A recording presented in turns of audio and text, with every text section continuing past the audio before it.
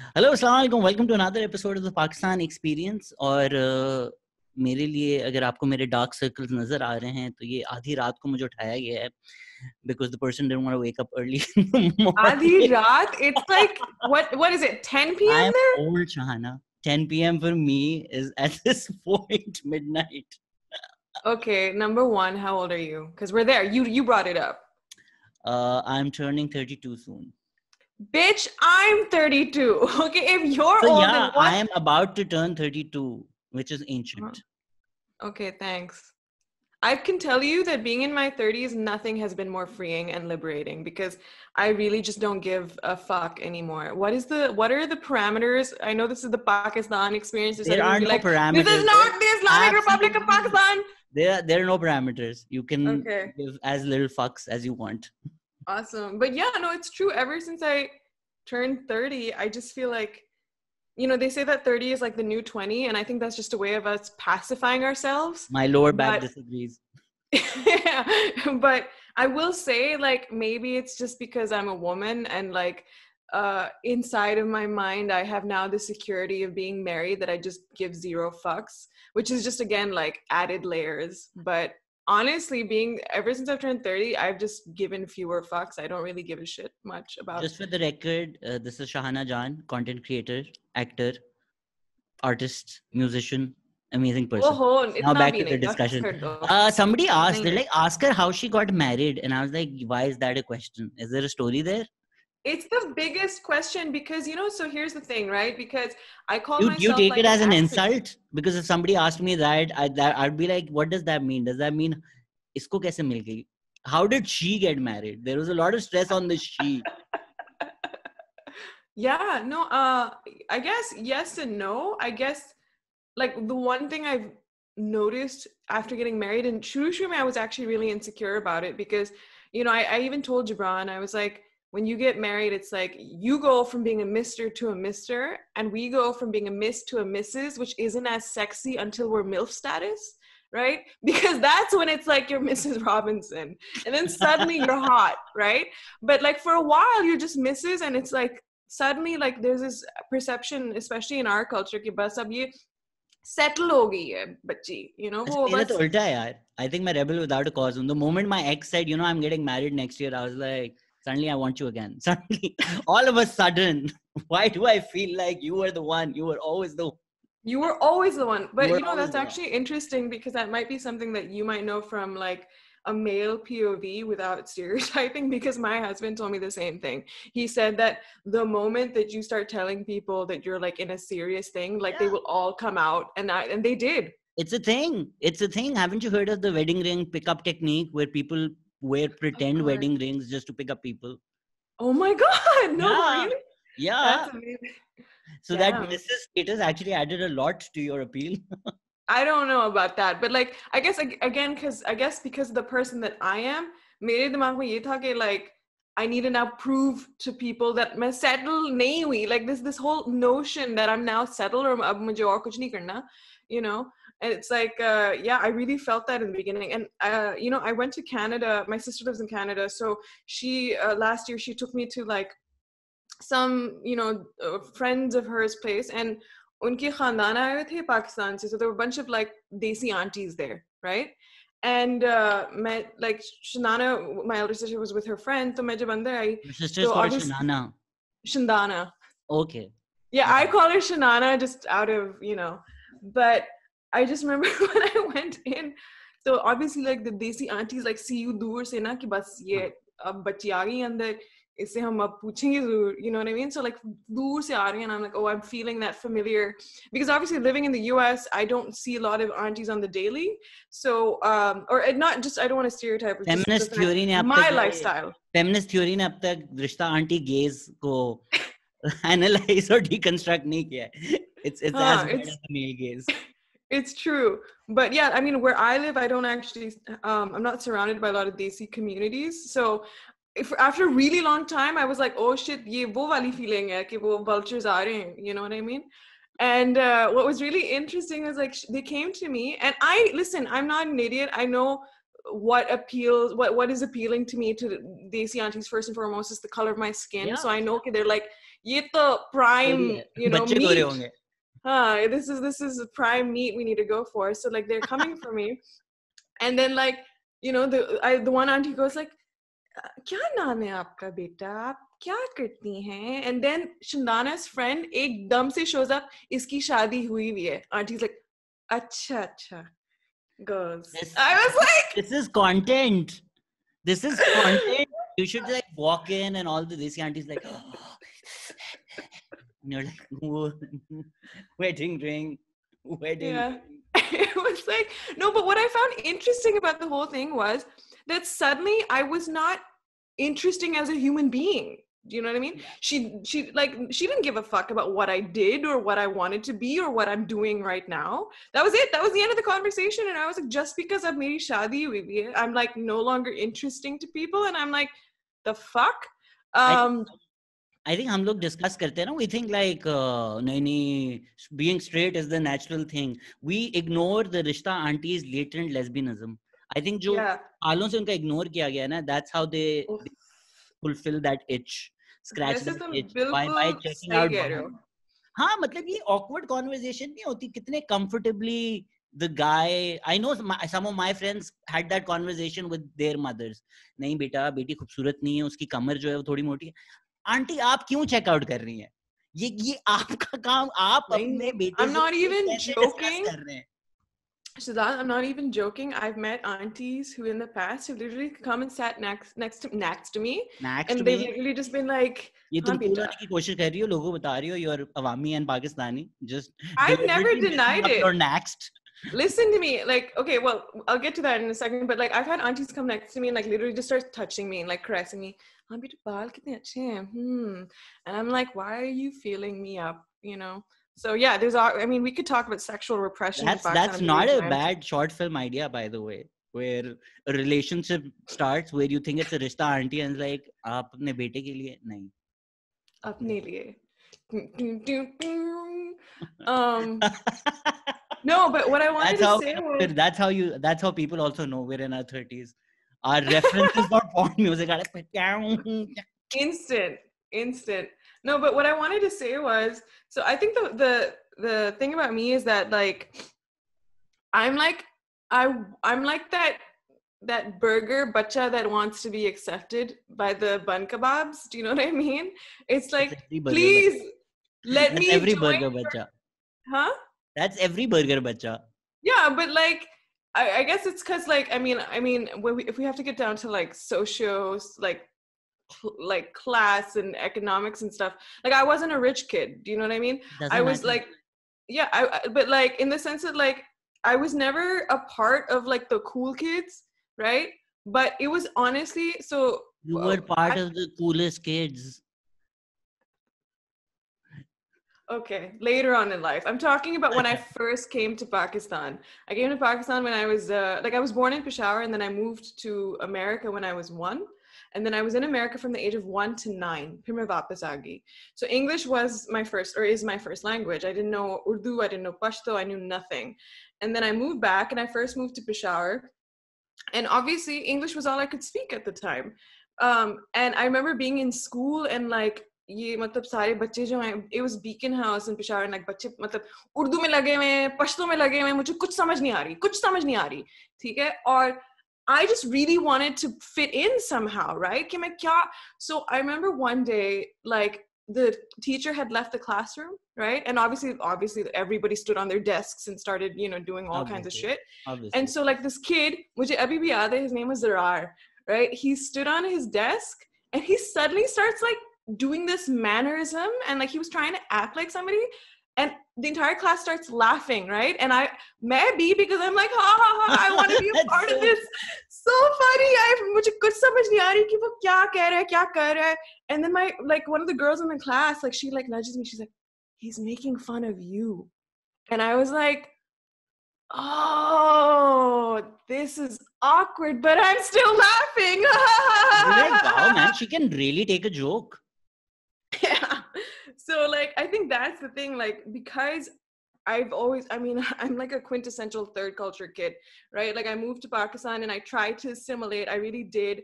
I learned Urdu, but for the longest time I was made fun of it massively because हम तो यही करते हैं, हमारा यही होता है कि हम एक दूसरे की लेते हैं. Do you know what I mean? So like I was extremely insecure about my Urdu growing up, and I was like, how do I just like tell them I'm one of them, but also like have them accept me? But then I realized, and I wrote an article about this. It's called like The Things That Make Me Pakistani. And it was like, I realized that there's a ginormous list of things that we have to meet in order to be accepted as Pakistani. And even uske baad bhi, they will find something ki not enough. You're not Pakistani enough. You're not Muslim enough. You're not, so I was just like, at the end of it, I was like, fuck it. This is what I am. I remember we did Slackistan as well. Slackistan pe like we got so much shit because they were like ye to Pakistan nahi hai, or these are just the 1% burger bachas. And I was like, look, yes and no, because if we are trying to homogenize Pakistan, this is problematic, and we see it in how it affects our minorities, our religious minorities, and so like I often said after Slackistan, I was like, look, this is the Pakistan that I wake up to, and I'm Pakistani. So even if it forms like a tiny percentage, I'm understanding of that, but it is what it is. So I think like that's one of the biggest things about Pakistan that we have not been able to work our way around, which is accepting all the shades, all the hues, all the, you know what I mean? So that's why I often say, I'm always trying to be accepted by my own country for being what I am. And that's why inside I'm like, you had the immigrant experience in your own country. You are Pakistan's Riz Ahmed. Like, yeah, exactly. I'm like, mulk mein immigrant hu. But that's but what... I mean, they're yes and no's to that, because obviously I get a lot of love from Pakistan too. Aisa bhi koi matlab baat nahi hai.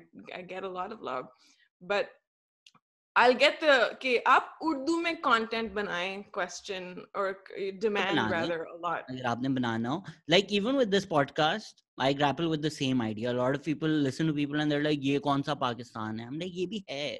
The idea, the reason this is called the Pakistan experience is to invite everybody who are Pakistani and break that mold, the circle we've created कि this is socially acceptable Pakistani.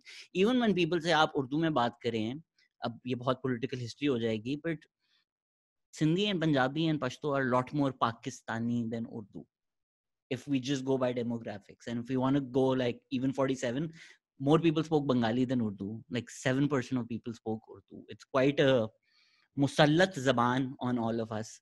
तो आपने खुद अपनी ज़बान अंग्रेजी official रखी है.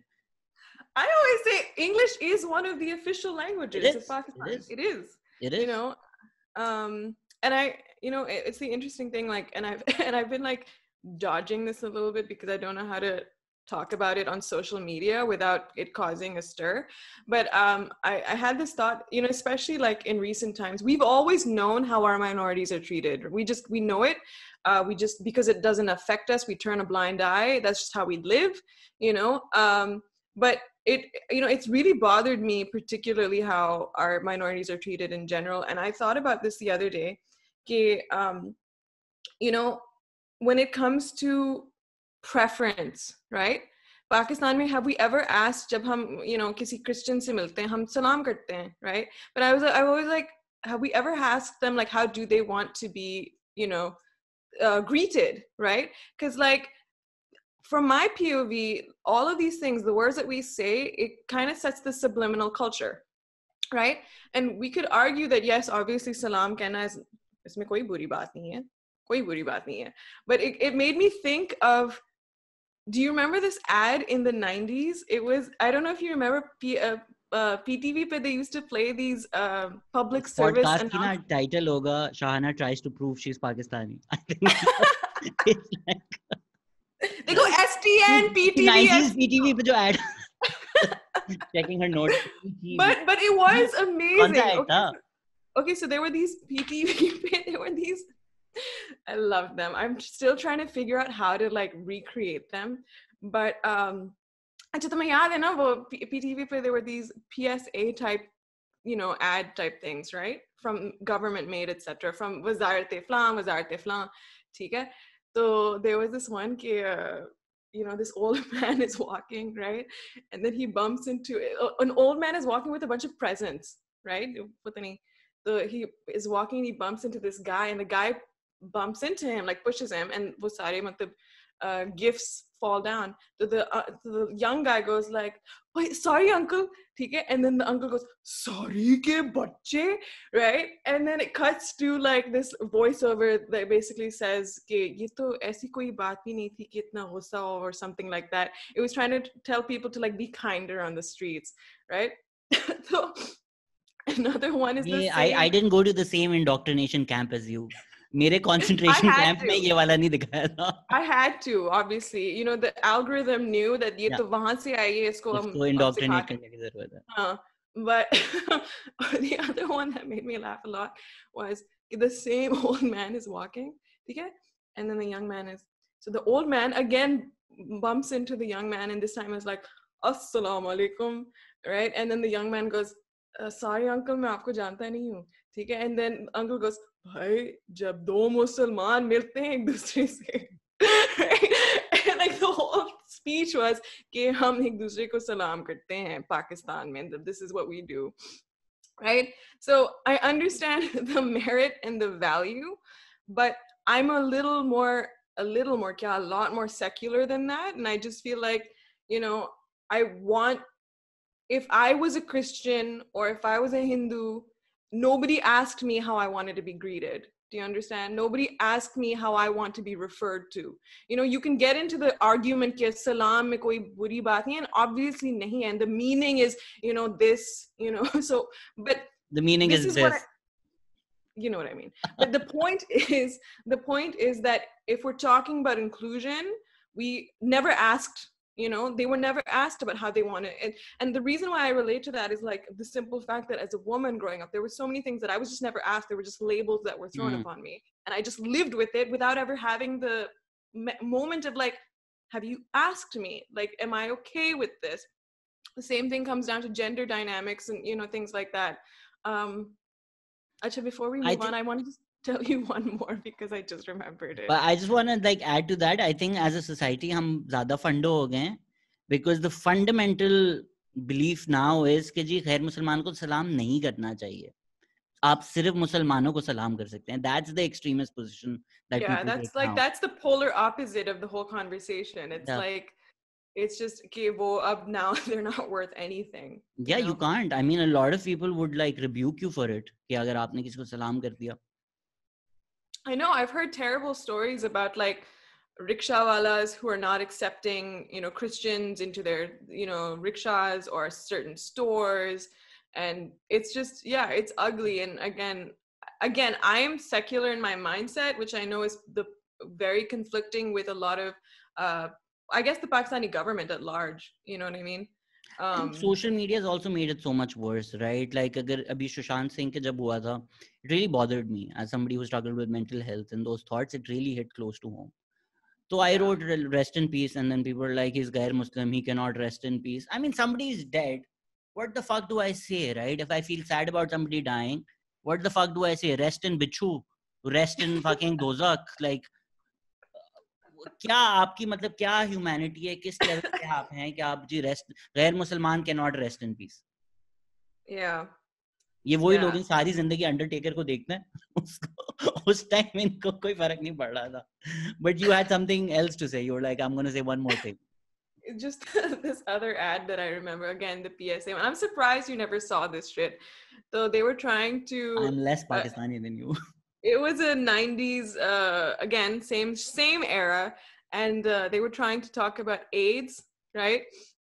So they basically had like a bed sheet hanging, and uske piche unhone wo lamp lagayi hui thi, so it's like tableau style, not tableau, shadow puppetry style, right? So basically all they have is this side but there's a man standing, and this side but there's a woman standing, and you can see them, right? And I'm not even joking. All they do is they just walk behind the bed sheets, so now you can see their silhouettes, and they're doing nothing. They're just see AIDS la ilaj hai. Like Pakistan के अलग ही मसले होते हैं, right? Like in the US, the conversation then was that, I mean, especially with Freddie Mercury, the conversation was कि सिर्फ homosexuals को AIDS होता है, heterosexual सब safe है. पाकिस्तान अलग ही tangent पे, तब भी पाकिस्तान अलग ही tangent पे चल रहा था. Chalo, at least they're trying to say that, hetero sex will cause AIDS if somebody's contracted it. But yeah, I love the ads from that time. Like, yeah, I remember the, yeah. Ay khuda mere poo salamat rahe. You remember that one? That kid is a fucking psychopath. Because the ad is कि उसके अब्बू ने insurance policy ली हुई है. So yeah. she's essentially celebrating that if my dad dies, we get paid. She's like, खुदा मेरे पू सलामत रहे. और अगर नहीं रहे तो insurance policy. Thanks, Dad. Of course. Your death is worth money to us. Oh, you'll remember this one. Do you remember the Ruafza ad? So this is when Ruafza went from glass. I've done too many drugs. My memory is short. Okay. Glass bottle to plastic bottle. Okay? Okay. So basically what they're showing is, I'm not even joking, like this is like the editor was like on something. Like basically they show the planet first. They zoom out karke na Earth spinning. Then you see then it cuts back to Pakistan, jahan pe like this boy is on rollerblades. And he has the ruafza in his hand. So then suddenly cuts to like satellites and like rays and shit, and then it keeps going back to this kid, who then like as he's they're doing like the music to nayi sadi nayi soch naya andaz, right? And so then they cut to like finally he's like in Pakistan and he trips, and the bottle falls in slow-mo, right? But guess what? It's plastic. Nahi sadi, it's plastic. So wo nahi tutta. I was like, genius. I kind of remember this. Ye mujhe flashes mein aa raha hai. And if I remember correctly, it also had like cool YouTube style jump cuts, like close and short, and then jump. Wow, advanced hai hum us time ke liye. But you have to remember, always connecting to space, satellites and planet, and Nahi sadi hai na. And but the only thing we don't have taraqi in is. Do you remember those ads कि एक औरत खेत पे काम कर रही होती थी and then वो बेहोश हो जाएगी and then a lady health worker would come on a bicycle. Why the fuck does she have a bicycle? It's gonna fucking take her 6 hours to even get there. But I'm amazed that they had her on a bicycle. I'm like, chalo, ye to कि चल कर आती वो. ओहो, आप फिर pregnant हो गई हैं जी. 6 साल में 7वां बच्चा. Obviously. Yeah, there's even the ones I remember are the most famous one. So अच्छी सी एक गाड़ी हो, लड़की उसमें प्यारी हो, एक डब्बा शाही सुपारी हो, और आ जाए उसका बाप तो कितनी ख्वारी हो, एक डब्बा शाही सुपारी हो. Do you not remember this one? I remember it, but I'm thinking that like ads really upped their game when I think Ufone started with Faisal Qureshi and Hashmi and yeah, that's when like I remember really wanting to pay attention to their ads, because I was like, they're gonna do something cool. And then I remember years later I actually did a Ufone ad with them, and I was like, I just like fangirled the whole time. I was like, oh, this is so cool. Name drop. Yeah, it was great. Mic drop. Which ad were you in? Drop. Sorry? Which one were you in? Yeah, this was a long time ago. This was in 2009. So it was just, I just remember it was like the first ad I did. I thought it was super cool because I got to go to Thailand and I felt like just, a pro when was I really was. Was it the Teri Meherbani ad, which was the famous one?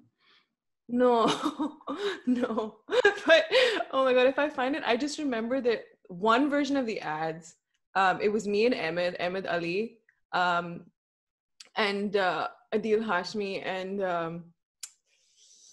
I just remember it was Ahmed just sneaks in late at night into the house, and he's my brother, and I don't know, just it's always some new offer on the phone that he just shows to Adil. Like Adil was playing our father who was like angry that Ahmed was late.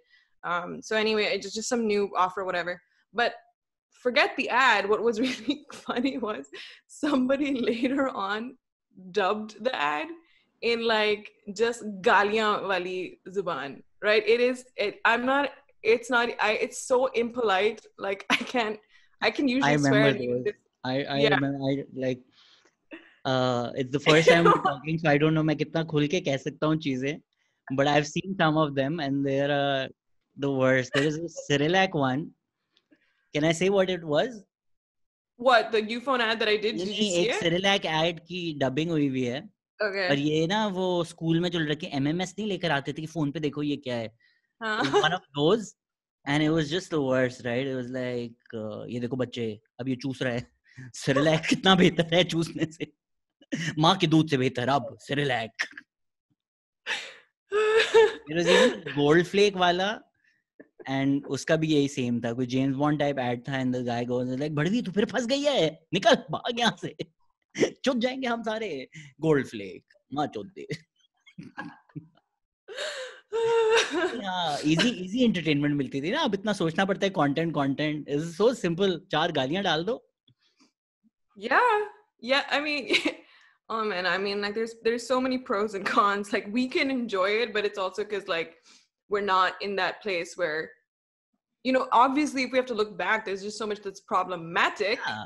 You know, but like we can laugh at it, but today we're trying to be more careful of that, you know. And it's also what you grew up with, right? Sorry, complete that thought. No, you're right. Actually, I was just gonna say that, like, I just put up a video on Penhood where I'm basically just exploring the music that I grew up with, and you know, I even say in the video that like this is literally just the culture I grew up with. It could be like these musicians, or like let's say the music videos or whatever could be problematic today, because the 2000s ki jo music videos, and a lot of them are sexist, a lot of them are racist, or a lot, you know, and we understand that. We didn't like it back then, but it's just what we grew up with, and we had to be a part of it, and we were young, right? So we wanted to be a part of the culture, right? So, you know, it is what it is. In fact, Ethan Hawke is like, he says this really great quote. I don't know if you've seen, there's a series, it's a GQ series on YouTube where it's like actors like talk about their films in like 5 minutes or something, like all of them. It's really, really good. It's really, really good. So Ethan Hawke actually said something that I thought was really nice. He basically said that he was a symptom of his time, right? That whatever he knows the films he was a part of, and that the culture he was a part of, he was a symptom of it. He wasn't a cause of it. You know what I mean? He was just a variation of it. So I feel the same way. It's like there's a lot from our culture and our childhood that, you know, would be inexcusable, right? But that's what we grew up with, you know. So sorry, you were saying. Listeners of this podcast are used to my gripes about cancel culture, but my problem with cancel culture is that it focuses on the individuals. It becomes less about the issues and becomes more about the individuals. Like you said, if he's a symptom of the time, you cannot just attribute personal culpability to all of those people. But that doesn't mean things stop being problematic, right? If Friends had problematic jokes, Friends had problematic jokes. That doesn't mean that all the actors in Friends are terrible people and should not ever get work again. It was just indicative of the times, but then it does have a tangible effect on the culture, right? Especially with comedy. Comedy creates culture and culture creates comedy. Yes, maybe itna problematic nahi hai ki Pepsi ke ad mein Javed Miandad Waqar Younis को कह रहे हैं कि चलो डालो चापा चट्टों पे ball डालो, even though you're making fun of Javed my dad. But I don't know if you remember this or you ever got your hands on this, but there was this audio recording that went quite viral before viral was a thing. School boys में एक master साहब थे who's like, a child goes to school and nobody else is in school, and then the master saab just like yeah, it was. Oh man, yeah. I think he molests the child, and that was hilarious to kids. I mean, I laughed. I mean, I'm going to admit, sure, I was 14, 15, 16, whatever, but I laughed because it was something like shaba shaba, nahi master sahab mere chote chote haath, shaba shaba. And then the guy who made that recording got even a radio show, did a popular radio show with Dino and all, and we never really questioned it. Wait, this is a teacher and a child, ये कितना ज़्यादा problematic है. So sure, maybe we grew up laughing at ha बच्चा है, but then those ideas seep in, right? If you don't ever question that, if you don't ever critically look at that, if you laughed at a child molestation joke when you were young, maybe you don't take this issue as seriously later on. Yeah, maybe, and self-awareness has a huge part to play. Yeah, and it's a slippery slope from there to you finding out a story of somebody that it actually happened to, and then you also laughing at that. Yeah. that's how like culture like perpetuates culture, right? Because like you said, I'm not a fan of cancel culture either, because it removes the possibility of evolution and just growth.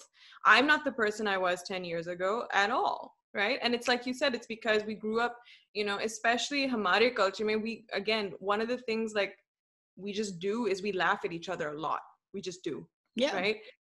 It's something very particular to Desi culture. I don't know why. It's also a coping mechanism, right? Yeah, you're right. You're absolutely right. So I think that now, you know, that we're older and we understand, you know, it's just that now it's like there's a line, right? There's a line and you know when you're crossing it, you know. But I'm more interested in like the notion of, or what's problematic about cancel culture, especially with social media, is that all it's really doing is it's shaming people into not expressing what they're actually thinking. Unki mentality jo hai wo, it doesn't change. Do you understand? Like one of the questions over here, I was interviewed and it was about sexual harassment of women, right? And is shaming an effective method, right? And I said that like in the US, for example, when the Black Civil Rights Movement became a thing and it, you know, it took over as it should, there's a certain portion of white people that stopped using the N-word because they knew if they use the N-word, they will receive a backlash. They will be shamed for it. But unki mentality about the Black person didn't change. They're still thinking it. Yeah. Do you know what I mean? So, and or wo apne gharon mein, they're still going to teach those values, you know, that a Black person is less than, or the Black person's whatever, you know what I mean? So even as a woman, we can shame men, right? Because of the culture, because of social media. Now, if you act in a sexist manner, you're going to get called out. You're going to get called out and canceled. But is it changing the mentality of the men? Are they just telling themselves कि नहीं अब तो कुछ नहीं कर सकते? Public में नहीं करना ना अब public, you know? But so I'm curious about how do we work on changing the actual mindset versus just shaming people into stopping. I mean, it's effective depending on the man. Obviously, some men are so problematic, they need to be publicly shamed. If you send me a dick pic like 1 billion times, you will be publicly shamed, right? Sorry, I just wanted to invite you on the podcast. Yeah. Shock and all. Yeah, but usme bhi the example you gave, you're still shaming behavior, which still has some merit. कि यार अच्छा ये आप n-word use ना करें, ये racist है, it's still behavior. My problem is when you get fixated on the person, and I know ये मैं पहले भी कह चुका हूँ, but did you see that girl Nimra? So I've heard about the whole thing. I don't know the whole story. I just know that she was got really famous with that video. मैं जो ना मैं बहुत खुश हो रही हूँ, आज मैं आई हूँ, मैं टीवी पे आऊंगी, मैं इतनी खुश हूँ, मैं इतनी खुश हूँ. अच्छा तुम क्यों बोल रहे हो? मैं पूछूंगी ना तुमसे, मैं पूछ रही हूँ, मैं तो एक बच्चा था, एक चूजा था, and she got famous with that, and she was this bubble of energy. And आप जितना भी deny कर ले, दिल से कुछ लोग हैं जिनको बुरा लगता है. When people get fame, especially when people of a certain class get fame, absolutely, लोगों का सड़नी शुरू हो जाती है. And a lot of these academic gatekeepers, and I've spoken to a lot of professors, their position is great. The problem is when you're 18, 19, 20 and you're a student and you learn 2-3 things, और आप personal issues और insecurities combat नहीं कर रहे या कर रहे हैं साथ साथ, आप misuse कर लेते हैं वो concept. So what happened was she got famous, she got TV shows, and already people started being like, okay, she was funny the first time, now why is she getting all this attention? वो तो शुरू हो गया था. तो उसने क्या किया, उसकी बहन थी घर पे, she was doing something, इसलिए ये मेरी बहन है जो है ना, ये बिल्कुल ऐसी चूड़ा है, ये चूड़ों की तरह है, मेरी बहन रहती है यहाँ पर. Super problematic word to use, especially in a country like Pakistan where there's violence against the Christian community, to the extent के official अखबारों में ads आ रहे होते हैं कि sweeping की नौकरियां तो सिर्फ Christians के पास जाएंगी. इतनी हद तक discrimination है. So yes, it's like the use of the N-word. But is Nimra Ali your enemy? Is that person your enemy who used that word, who came out with an apology video and said मैं अपनी बहन के लिए कर रही थी, प्यार से कर रही थी, it's a word that we use, मुझे पता भी नहीं था हम Christian community के लिए लफ्ज़ इस्तेमाल करते हैं, मेरा उनसे कोई interaction भी नहीं है. What more can she do? She's a part of this culture where this word is used. It's an extremely problematic word. She was not aware. She was made aware. She apologized. You need to fight the culture, not Nimra Ali. Usko cancel करके आपको क्या मिल जाएगा? You know, absolutely. I 100% agree, because exactly that, like, if we have to be seriously honest with ourselves growing up in Pakistan, there's so many times where we were, you know, sexist or, you know, internalized misogynists, you know, we were racist, you know, so it's like we'd be lying to ourselves. And I think that also, like, you have to question, like, who is the person, right? If the person that commits the faux pas is somebody that is like an expert on the subject, or talks about a certain subject, you know, wildly, you know, or massively, and then if they commit a faux pas, then yeah, maybe question them, go like, you know better, right? Like, why did you do that? Why did you harass that person? You know better. But, you know, it's like, I think cancel culture basically, it removes the possibility of empathy, you know, because you have to understand that we are all capable of that, especially because of the damaging culture that we grew up in. We do it all the time, you know. So I think it's just, I would also think that there's also just like a mix between when people in our culture get famous, you know, I think people like to take each other down anyway. Yeah. You know, we love doing that. And again, you know, honestly, like I'm empathetic to a fault sometimes, because I don't even blame them, because I say कि हमारा बचपन से ये होता है कि flan ka beta is doing this, flan ki beti is doing this. This is something we're taught when we are children in our homes, that we're not good enough by our own parents' standards. So therefore, when we see flan ki beti who came from blah, blah, blah, doing something, we presume that she's used connections, she's done this, she's done that. He has obviously, you know, he has this, he has. So whenever we see somebody being successful, it's again, it's not even our fault. We've just been fostered in a culture that makes us compare ourselves with each other all the time. And the added thing with this Nimra Ali, is that what her name is? Yeah, this Nimra Ali situation is, you know, people become obviously viral sensations, and it's overnight, hence viral. But you know, there's the added fact that, like, you know, she's a girl. Not only do like women do it to each other, you know, men will do it, but women will also like hate on a girl who becomes famous overnight. When the chai wala guy became famous, it was like overnight sensation. He was hot, we objectified him, everybody was like, yeah, it's because he's hot, you know what I mean? I have no issues with male objectification. He is hot. Yeah, I mean, but I mean, my point is that, like, there are all these double standards in terms of what we are okay with supporting, or, you know, channeling, and what we were not, you know. I just think that what you said, it's more about the culture. It's about like questioning what has caused us to be a certain way. I recently did a trauma-informed practice training, and it was really just about learning how, because I'm also a teaching artist, so I teach my art to students. And when you teach art to students, we're the only discipline, even though I think this applies to everybody in terms of psychological mental health, but art is the only discipline where if you are my student, I'm deliberately asking you to come into my room and become vulnerable. I'm asking you to be vulnerable, because you can't create art without exposing something of yourself. And if we're asking students to do that, and as you know, some of the best art comes from extremely socially awkward, reclusive people who don't know how to conduct themselves.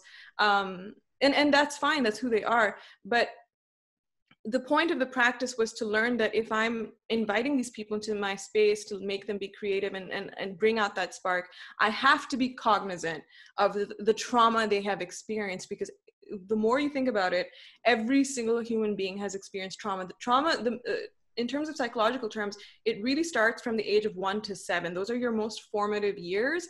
And like, think about it, Shahzad. What was the culture we were in from the age of 1 to 7? Yep. It's not even just like, it starts with the culture of your home, how your parents treated each other, right?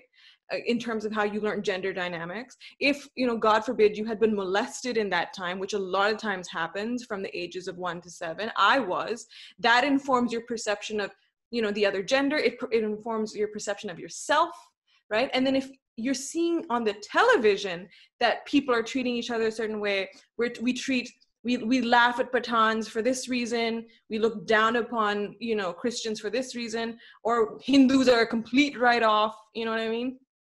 All these things happen so fast between 1 to 7, and that's when our brain is really, really like taking in everything information-wise. It is.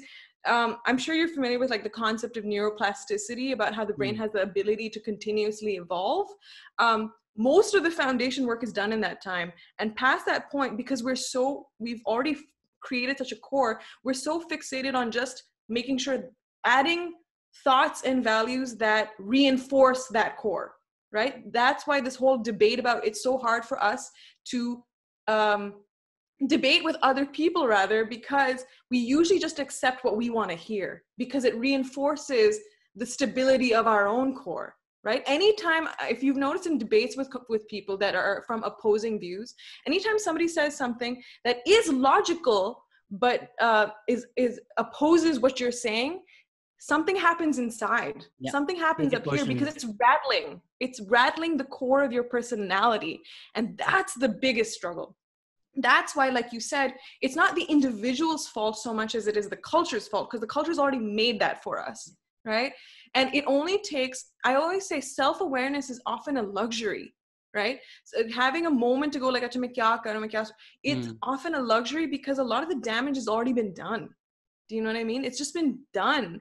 So I think that's why I often say, like, I think the biggest thing we need to do in our schools with our children is allow them to have moments of learning, unlearning, checking, unchecking, you know what I mean?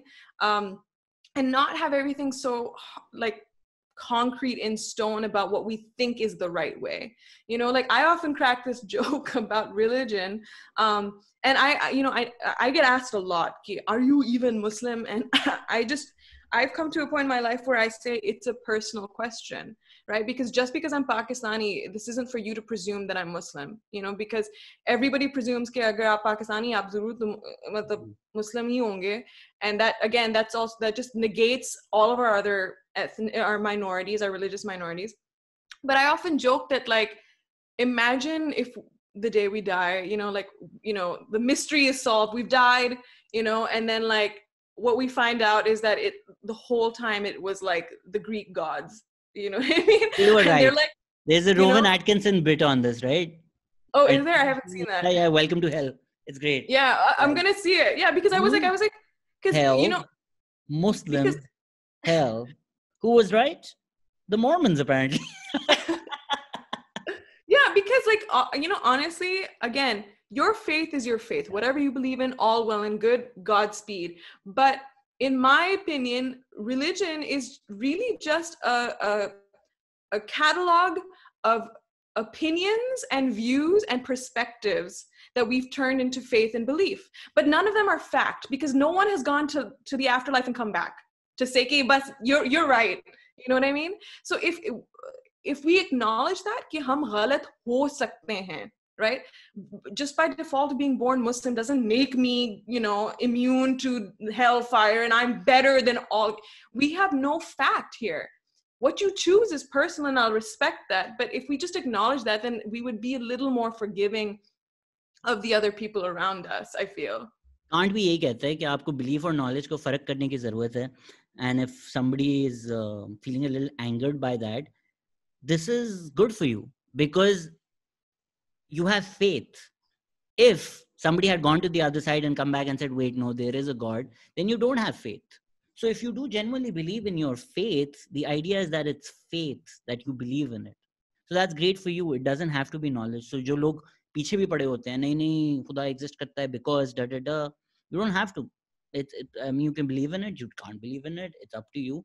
There are about like 40 threads that I want to pick on. There was a great, I don't want to say rant, lecture. It was great, जो भी था.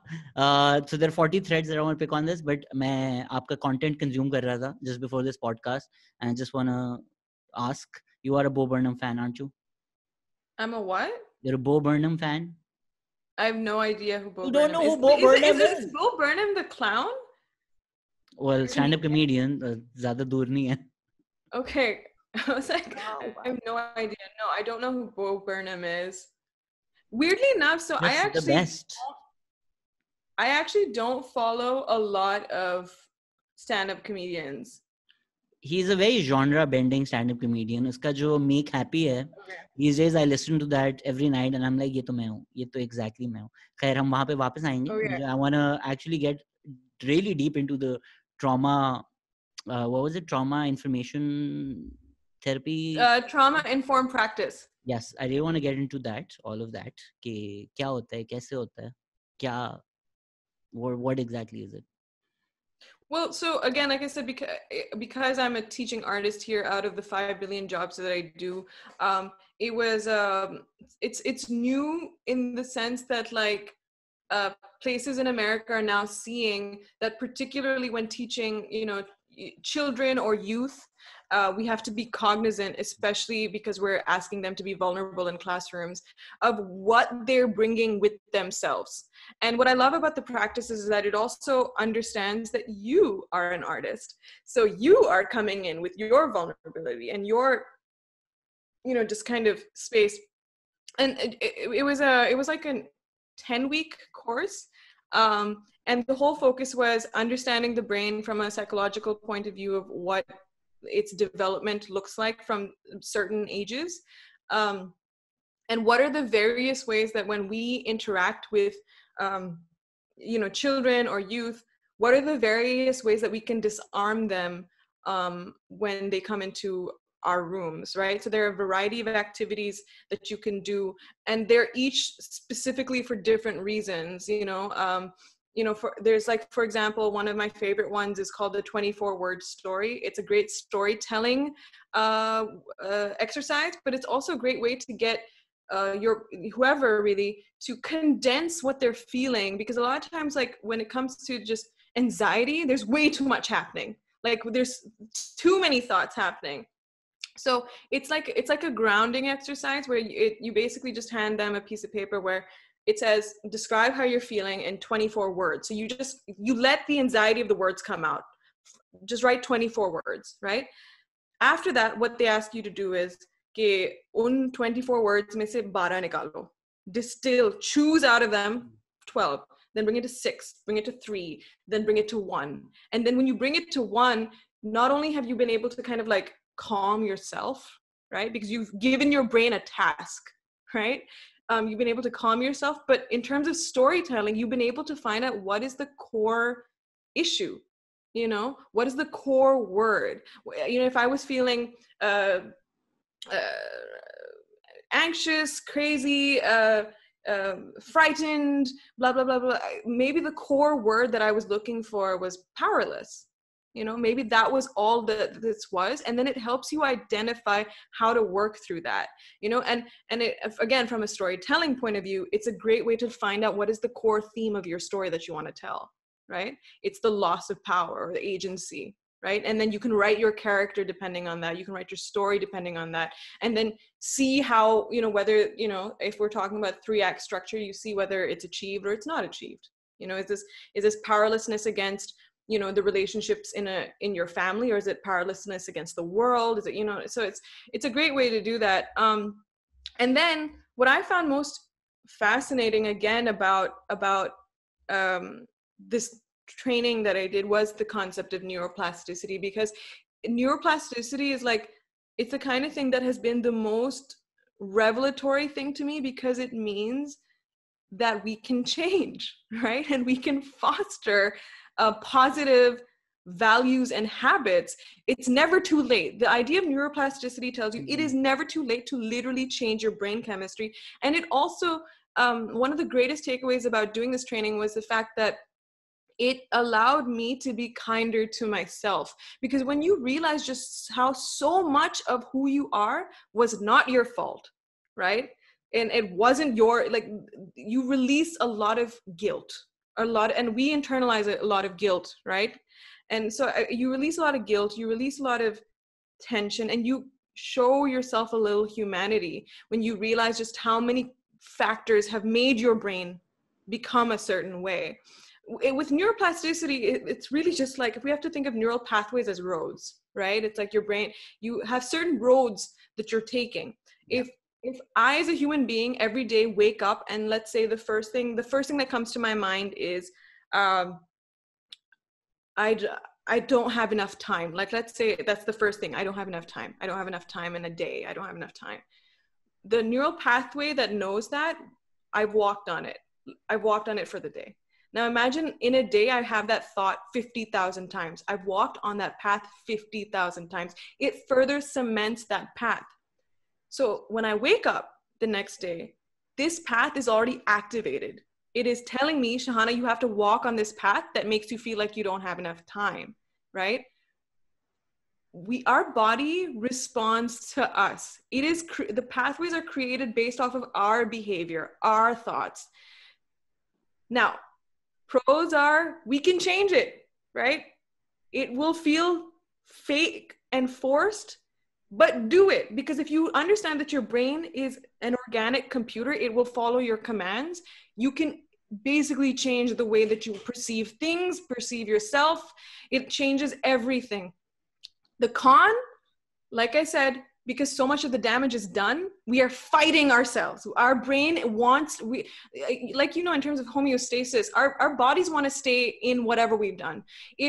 If you are used to, like Shahzad, if you're used to a certain level of cortisol every day, your body secretes, I wish it excreted it actually, then you wouldn't have any cortisol. But if your body's used to secreting a certain level of cortisol every day, your stress hormone has to be at 87% every day. Tum jitna bhi karo na, your body was like, nahi, ye to hoga. And that's why on the days when you are stress-free, for some odd reason, your brain's going to try to find something. I need that hit. I need that hit, right? 87 tak, you know? So you're fighting your own chemistry is my point, right? Which is hard because it's you, but the pro is you have the control if you allow it, right? You can change it. That's why I know it's a bit of a cliche, but like we often say that our biggest hurdle is ourselves. Yeah. This is like a scientific way of showing that, you know, it's literal there. But again, it's the neural pathways come from repetition, just going through the thing over and over again. You can learn how to play the piano at the age 50. It won't matter if you just keep doing it. Your brain will pick it up. And, you know, obviously, you know, we deteriorate with age. You know, that's just normal. We are decaying beings after the age of 25, right? But that doesn't mean that it can, you know, you can become, like, I love those women who are suddenly like ripped and muscular at 80, you know, because your body will do it. You just have to feed it. So yeah, that's why this year has also been really tough, right? So a lot of things that you're saying, I think you also know my therapist, Sharmeen Khan, Nadir's sister.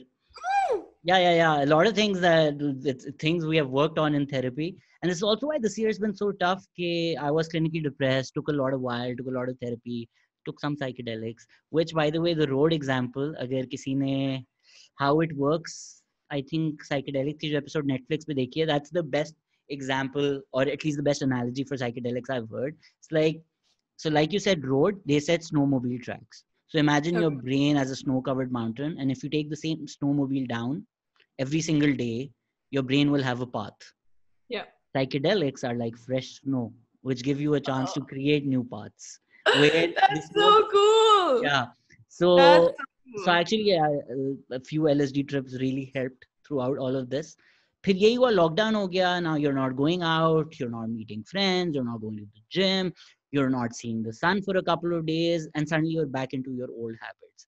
And then the lockdown eases, things get a little better, you start going back to the gym, you start meeting friends again, and now we're back in lockdown. So this year has been tough, and the second wave, particularly right now, is just terrible because it's habits, right? So if you have nowhere to be, if you have no reason to get out of bed, if the gym is closed, if you can't actually go meet your friend for chai, if you actually can't hug people, your brain goes back to the safety mechanism. Okay, you were quite happy being depressed in bed. Why don't we go back to that, Shahzad? It's self-preservation. Yeah. Right? Because again, it's trying to maintain whatever it is. And, you know, I mean, there's been, I was talking to my brother-in-law who's a doctor, and he said that there's been a 5-time increase in mental health related, you know, issues post-COVID. I mean, I never was the kind of person that had anxiety, and I had my first panic attack in April of this year. Congrats, welcome. I'm in the club. I'm in the club. No, and obviously before this, I'd heard about panic attacks and that I have friends who suffer from anxiety, but now that I suffer with anxiety, because I would like to say that you only have one panic attack and it never happens again. That's not true. Now that I suffer with anxiety, like it's just completely different perspective of people who've been dealing with it for years. Did you know it was a panic attack? I didn't. I thought I was dying. I thought I was having a heart attack. Heart attack, right? Yeah. Yeah. I was sitting on the sofa after having dinner. My husband and I, we were just watching something, and I was wearing my Fitbit. Did the Pakistani kick in? You're like, बहुत खा लिया, indigestion हो रही है. I thought कि मैं heart attack होने वाले green tea पी लेते. I was wearing my Fitbit and like I suddenly felt like my hand was throbbing and I just felt a little strange. So I looked at my Fitbit and it was at 91 BPM and I was like, that's higher for doing nothing, but घबराने वाली कोई बात नहीं थी. And then Shahzad, within seconds, it went 91, 101, 120. It went up to 160 within seconds. And I, like everything, sweating, clammy hands. I closed my eyes and I thought, I'm going. This is it. I'm having a heart attack. Because at 160, you're like, this is impossible to happen when you're just sitting. Yeah. And I cycle regularly. So I was very aware of what my BPM normally is. So I just closed my eyes. I thought, this is it. I'm going. My husband, thankfully, kind of understood what was happening. So he just kind of like, I closed my eyes and he held my hand and he just kept, calming me and then monitoring my heart rate. Because this was the first panic attack I had, you don't realize how much work your chest is doing, and which it shouldn't be doing at resting state. So then the next week I had severe pain in my chest. I woke up with anxiety I had my next panic attack a week after that. And uske baad, I was like, I don't want to feel like this anymore. Like, I mean, Shahzad, I was a wreck. I was crying every day because I was scared. I'd never been physically scared of myself. You know what I mean? Yeah. And I basically woke up with this feeling of anxiety every single day until June. So from April to June. And then one fine day I woke up and it was gone. And ever since then, it comes sometimes, like I'll feel it, I'll feel it coming on. And then I've kind of now worked out methods. I have an app, it's called Insight Timer. I use Insight Timer that has like anxiety, quick, like 5 minute, like emergency, panic attack stuff. So yeah, I think what's really helped me is the continuing with the cycling. I fucking hate yoga and I did it. You know what I mean? Phenomenal. Yeah, I hate it, but it really helps. Like anyone listening, if you hate yoga and you have anxiety, I'm here to tell you it works. It does work. It's also great for the world we live in, right? With this terrible device in our phones going off 1 million times a day.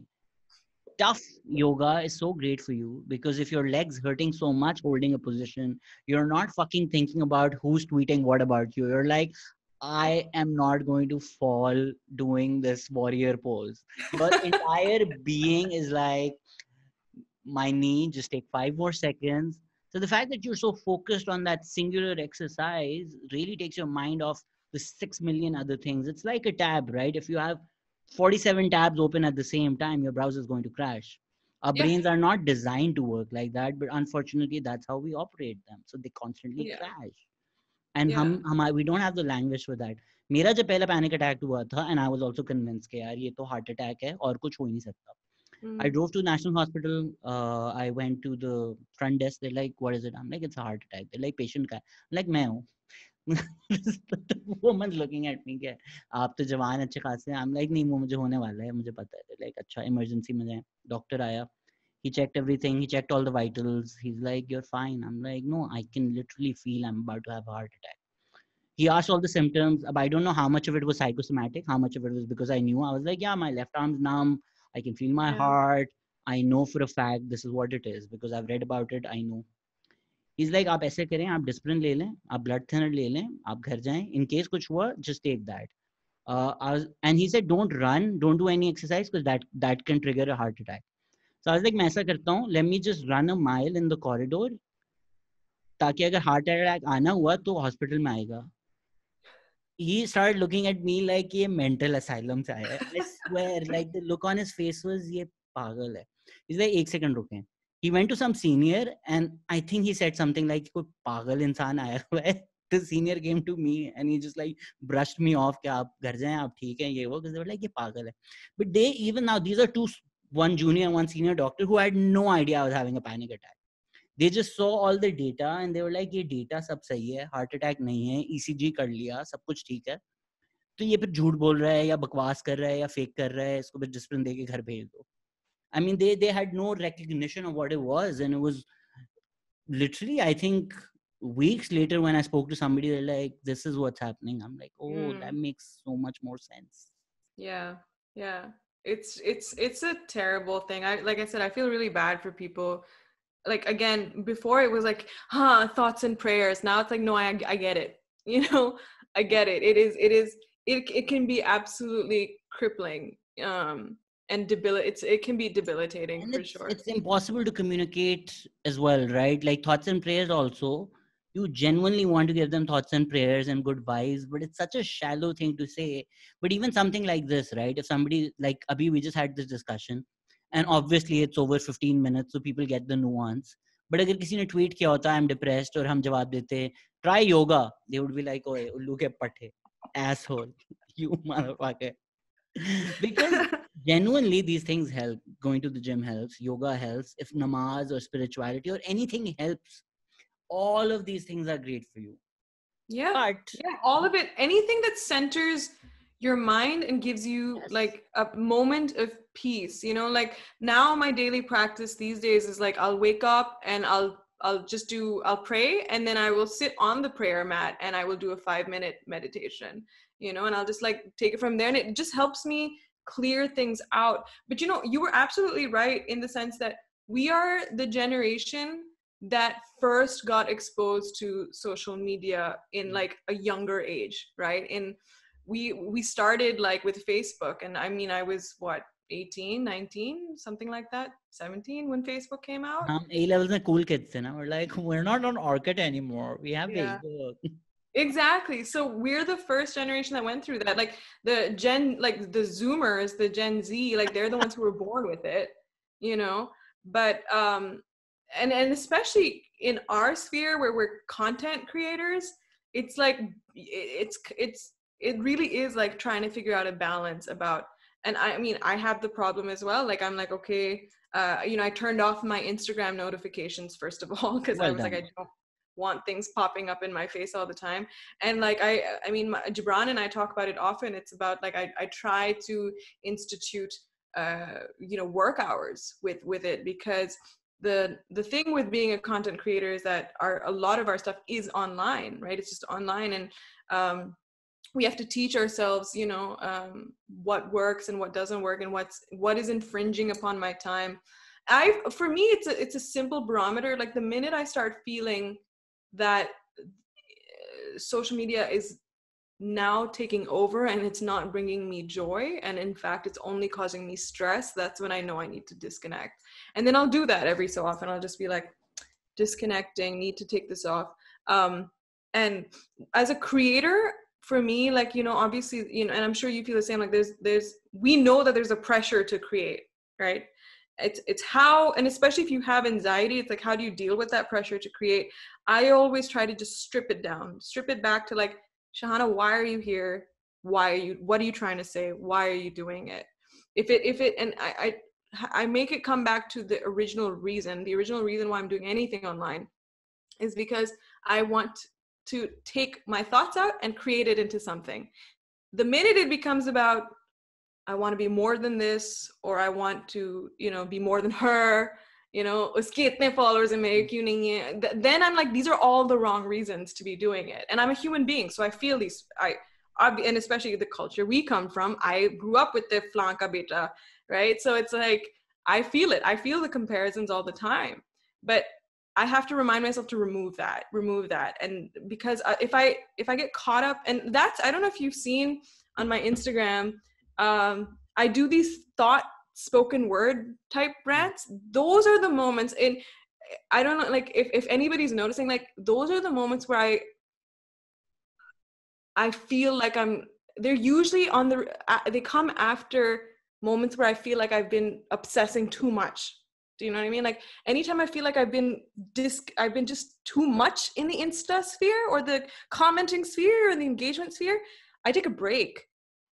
And then I write what I'm feeling in this moment. Like what is really mattering to me? I'm like, okay, I'm tired of being on a diet, or I'm tired of exfoliating, or I'm tired of comparing or the piece that I wrote, Conflicted, it's literally about this was in like I think June or something, when I don't know, something was happening online.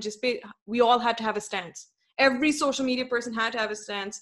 I don't even remember what the issue is, but you can imagine it was always something. It's every issue.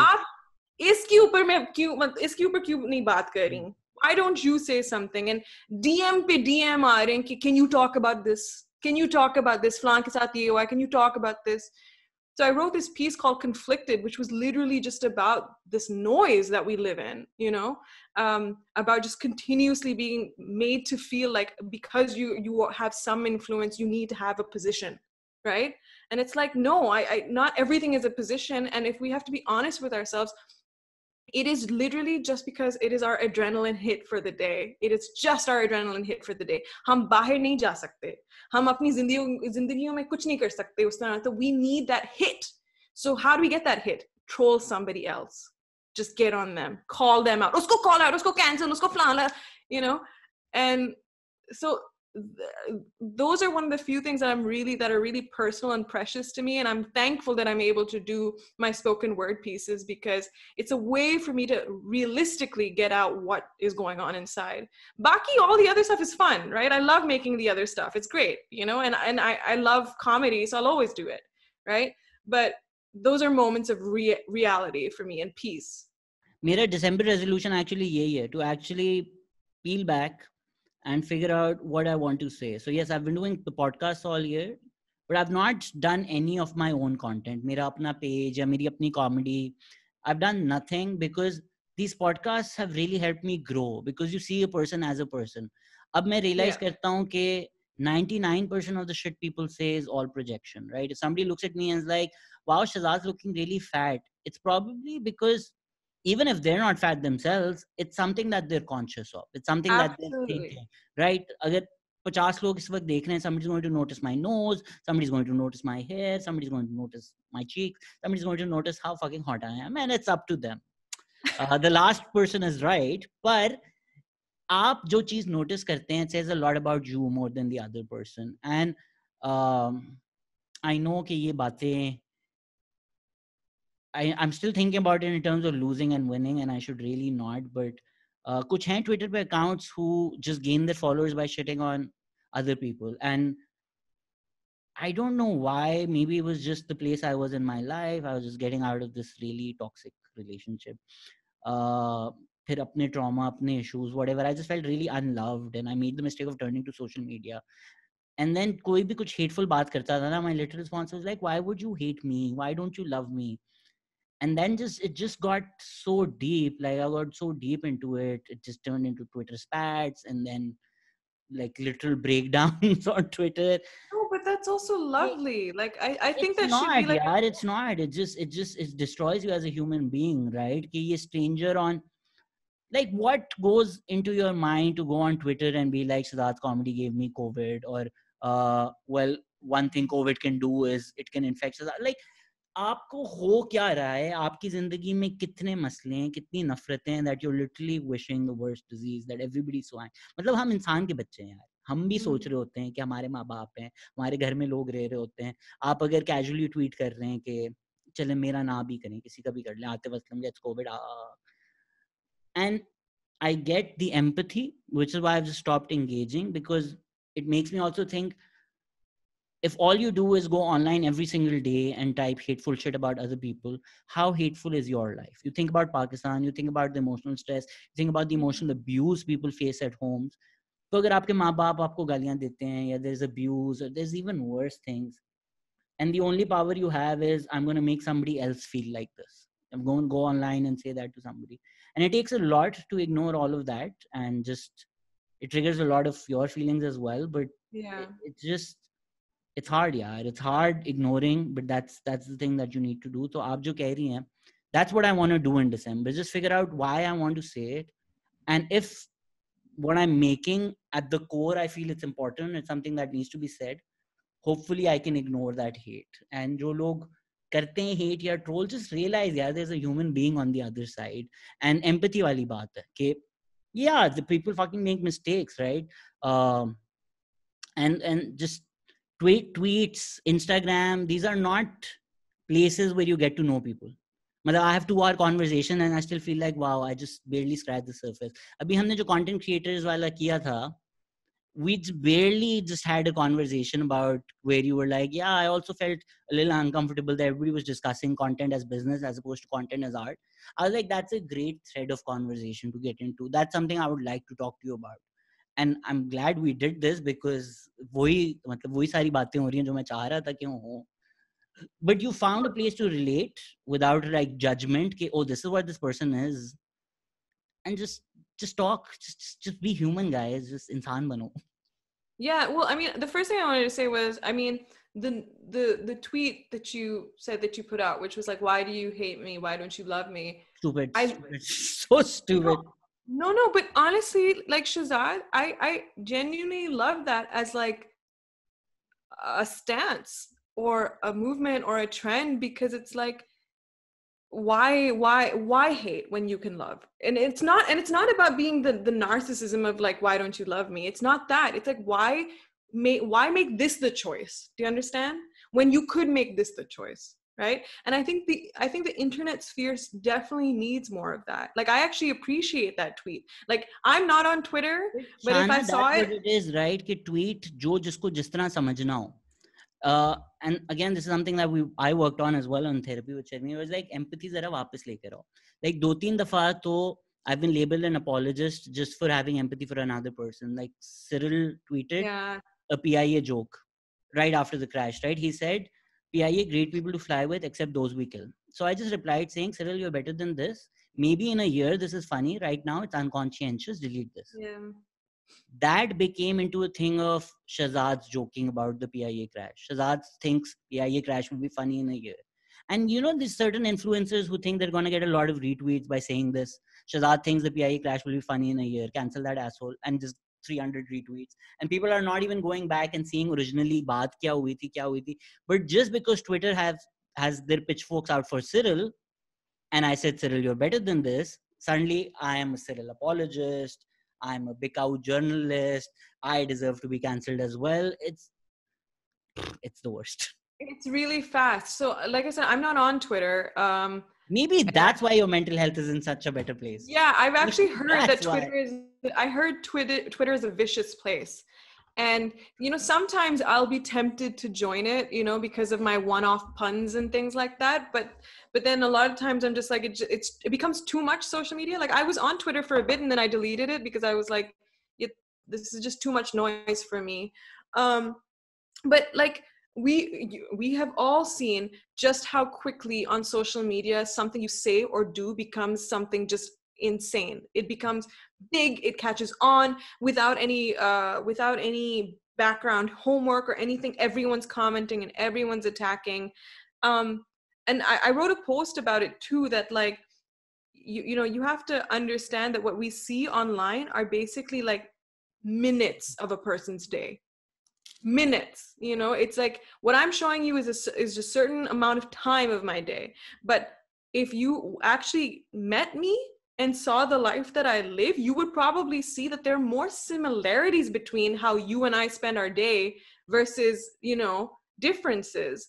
So it's this whole judgment around like one thing that was written in a moment, like, and I don't want to shit on like everyone else, because I understand that, like, you know, people with influence, there's the argument about they have a certain responsibility to do better, the way that you said Cyril should do better, you know, and I understand that we also have that responsibility. But it comes back to like the Nimra Ali conversation. It's like, we're people first, right? We're people first. We make mistakes. You make mistakes, you know, because I know a lot of people are like, we make mistakes, but we do it in our private lives, you know. And I'm like, हाँ लेकिन it's still a mistake. You know what I mean? It's still a mistake. अगर आप sorry कह सकते हैं तो मैं भी sorry कह सकती हूँ. You know, and it needs to come from that place. So it's unfortunate, but I think that again, like when I wrote the piece Conflicted, I think a lot of it has to tie back to Corona. Corona in some ways has exposed a lot about human nature, you know, because we only really become, you know, a certain version of ourselves under dire circumstances, right? And we're living under a ginormous dire circumstance. So it's forcing us to be certain ways. But because of that, like, if I know that Shahzad is going to be more of an asshole today because he's going through a lot of shit, iska ye matlab nahi hai ki he just keeps being an asshole to me and मैं abuse matlab सह लूं, right? He's abusing me, मैं सह लूं. But there's always a line, right? Like I can take it 3 times from Shahzad ki like he's being an asshole and I'm going to be like he's having a rough day, uski apni zindagi mein ye flam. But the minute Shahzad starts making me a target, right? And he starts taking it to another level, then I'm like, no, now you're bullying me. You're bullying me. And that's where cyberbullying comes from. It's like, no, you're making this a thing. But Shahana, we can't do that, right? So there's a Twitter account that has 6 times the followers as me. Would say some shit about me every couple of months, just the worst things. Made fun of me being suicidal. Matlab is extent par na. That's terrible. I mean, and the maze ki baat ye hai, would also take the moral high ground. Ke because Shahzad's an asshole, we're just bullying the bully type thing. Khair, fuck it. Jo bhi hai. I can't do that. Because if I do that, if I go back and say something to her, that becomes I keep saying Mango Bars, and Mango Bars ne bola, ab sirf hamara naam lete hain because you're the most famous one. But if I do that, if I say shit, it's a Mango Bars article. And then nobody's going to be like, wait, this account was saying shit about Shahzad for 18 months. They're just going to like put my tweet up and then suddenly I'm public enemy number 1. I feel honestly, so this is a separate thing and I don't know if this will make the cut or not, but like there is no cut. The entire thing goes up. I used to love Mango Bars in the beginning. It was fantastic. I still love Mango Bars. But something happened to their audience.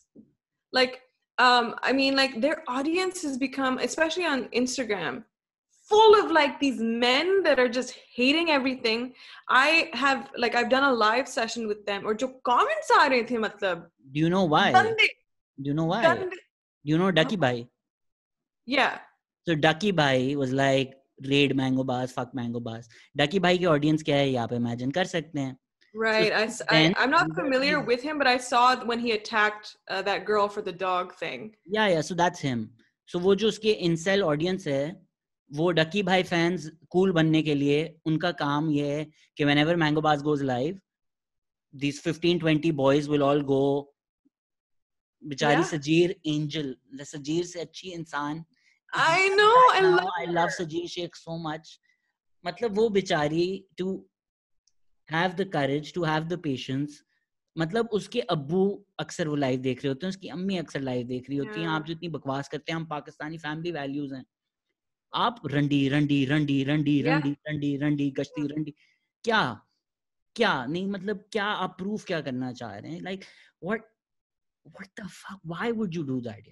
And to Sajid, the nicest person in the world. Yeah, I know. It takes a lot of patience to deal with people like that. And so, yeah, mad props to her for doing that. That's what I was wondering, because I was like, when did Mango Baz's audience turn? Because I did that live with them. And then after that, I got featured by them in an article. And even on the article, like on the post, uske niche itne ajeeb comments. I'm like, why are you like this? My husband did a video, like I think a year ago. It was basically I made a video of him. It was basically Gibran reacting to me getting a dick pic in my DM. So it's just him with my phone and responding.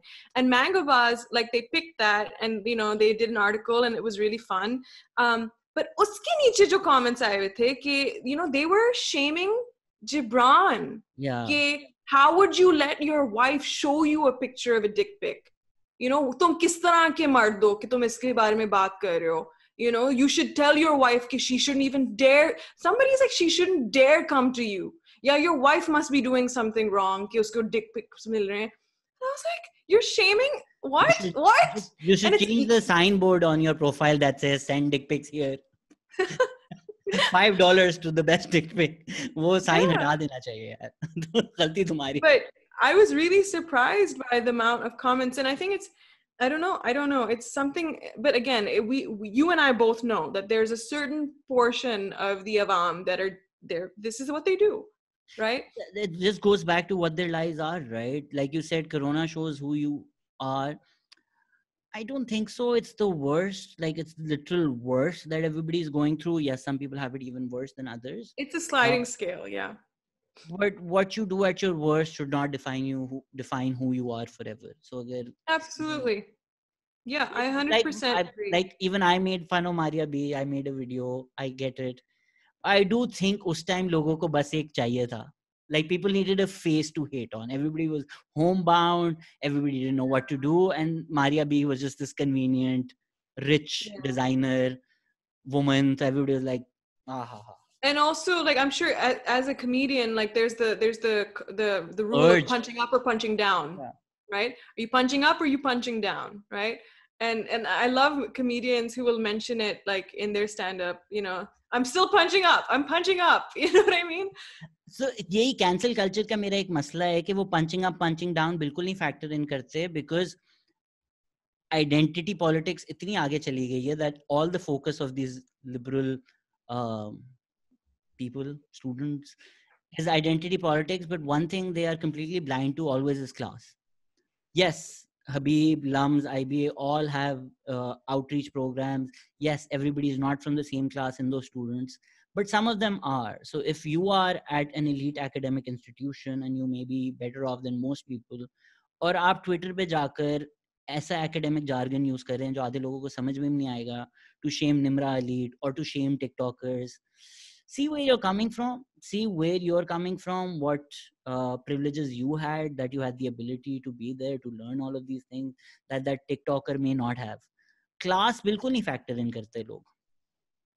It's about articulation. Like, I realized, you know, a lot of the times, again, from a storytelling perspective, a lot of the times it's just because we have been given the opportunity to learn the skills to articulate feelings that average people can't, right? And that's what draws them to a story, to any storyteller. You know, they're like, the way she's saying it is something. It's, and again, that is, like you said, it has to do with where you're from, what you grew up with, you know, what opportunities you had access to, you know. And one thing I always say, that, like, I always try to say that I could be wrong, right? Just acknowledge that you could be wrong. Like, it's the moment we come to anything with, like, no, this is right, I'm right, I know I'm right. No, fuck that, dude. You could be wrong. You could be wrong. Take that with you. And what I try to do is, like, I try to test if, you know, jo bhi hamare values hain, jo hame bachpan se sikhaye gaye hain in Pakistan, I try to take the value and test it in foreign waters, right? Just to see how it sits, right? And this is my personal, like, again, this is the way that I've built myself. If a certain value, I test it in foreign waters, and for some odd reason, it doesn't make sense, right?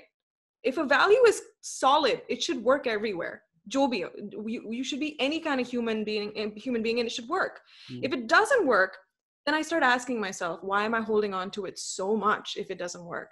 Now, obviously, depending on your culture, your faith, you know, your religion, there's some values, jo hum kehte hain, we know ki ye bahar jaake it won't work, right? But we want to keep it, and that's fine. That's a personal choice, right? Okay, this value I feel is dear to me, right? I call it the umbilical cord syndrome, because there's some things we can't cut. We just can't, right? Because it will shatter, like I said, the foundation of your brain chemistry. If you're a Pakistani mom, then there is nothing you can cut. The umbilical cord remains throughout. Forever. You get over to the wife, then you're like, no. Yeah. But like, that's the thing, like, you have to test your values to see whether it works or not, and be okay with the knowledge that you could be wrong about something. You could be wrong, and have that conversation. I feel like the best conversations happen when you come into a conversation, like, going like, I could be wrong, you could be wrong, let's hear what we have to say and take away what we want, take away what you want. But वही है ना कि लोग argue जीतने के लिए करते हैं. They don't argue to actually understand. Neil Brennan, who's also one of my favorite comedians, he has this great bit where he's like, I'm not 100% anything. At most, I'm a 60-70% something. Or something I've started saying this year is, I am not my opinion. And unfortunately, self-defense mechanisms, trauma that they've grown up with, a lot of people in Pakistan especially are wooden houses on stilts in a tsunami. They don't really have that core built up. They just have self-defense mechanisms built up that they've huddled together and made a personality out of it. तो वो religion हो, culture हो, या उनका कोई belief हो, it's so fundamentally tied to who they are that an attack on that, and it can even be something cultural, it can even be factual. अगर मैं सिर्फ इतना भी बोल दूं कि नहीं 1971 वॉर में पाकिस्तान ने गलत किया था, it's like your entire belief system, that wooden house that you've created, suddenly the water is rising and suddenly the Titanic's underwater. कि कैसे? फिर तो मेरी 1000 चीजें जो उसके ऊपर बनाई हैं मैंने, आप मेरे बेसमेंट को अगर चैलेंज कर रहे हैं, मेरा 6th फ्लोर कैसे रहेगा?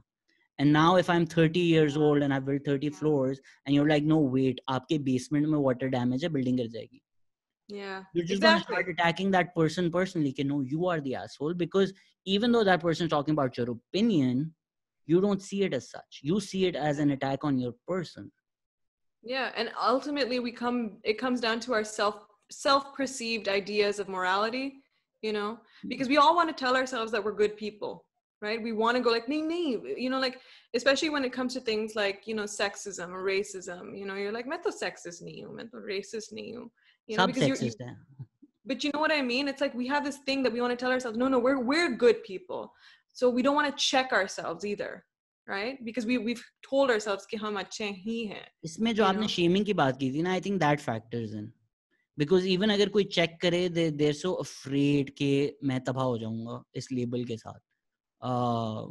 That nobody actually comes out. So for instance, things like assault, red line, ठीक है ना, literally criminal offense है.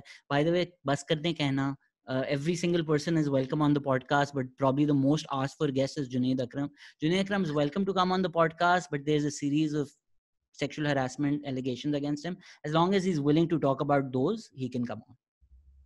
Putting it out there. So yeah, red line, sexual assault, crimes, ये वो.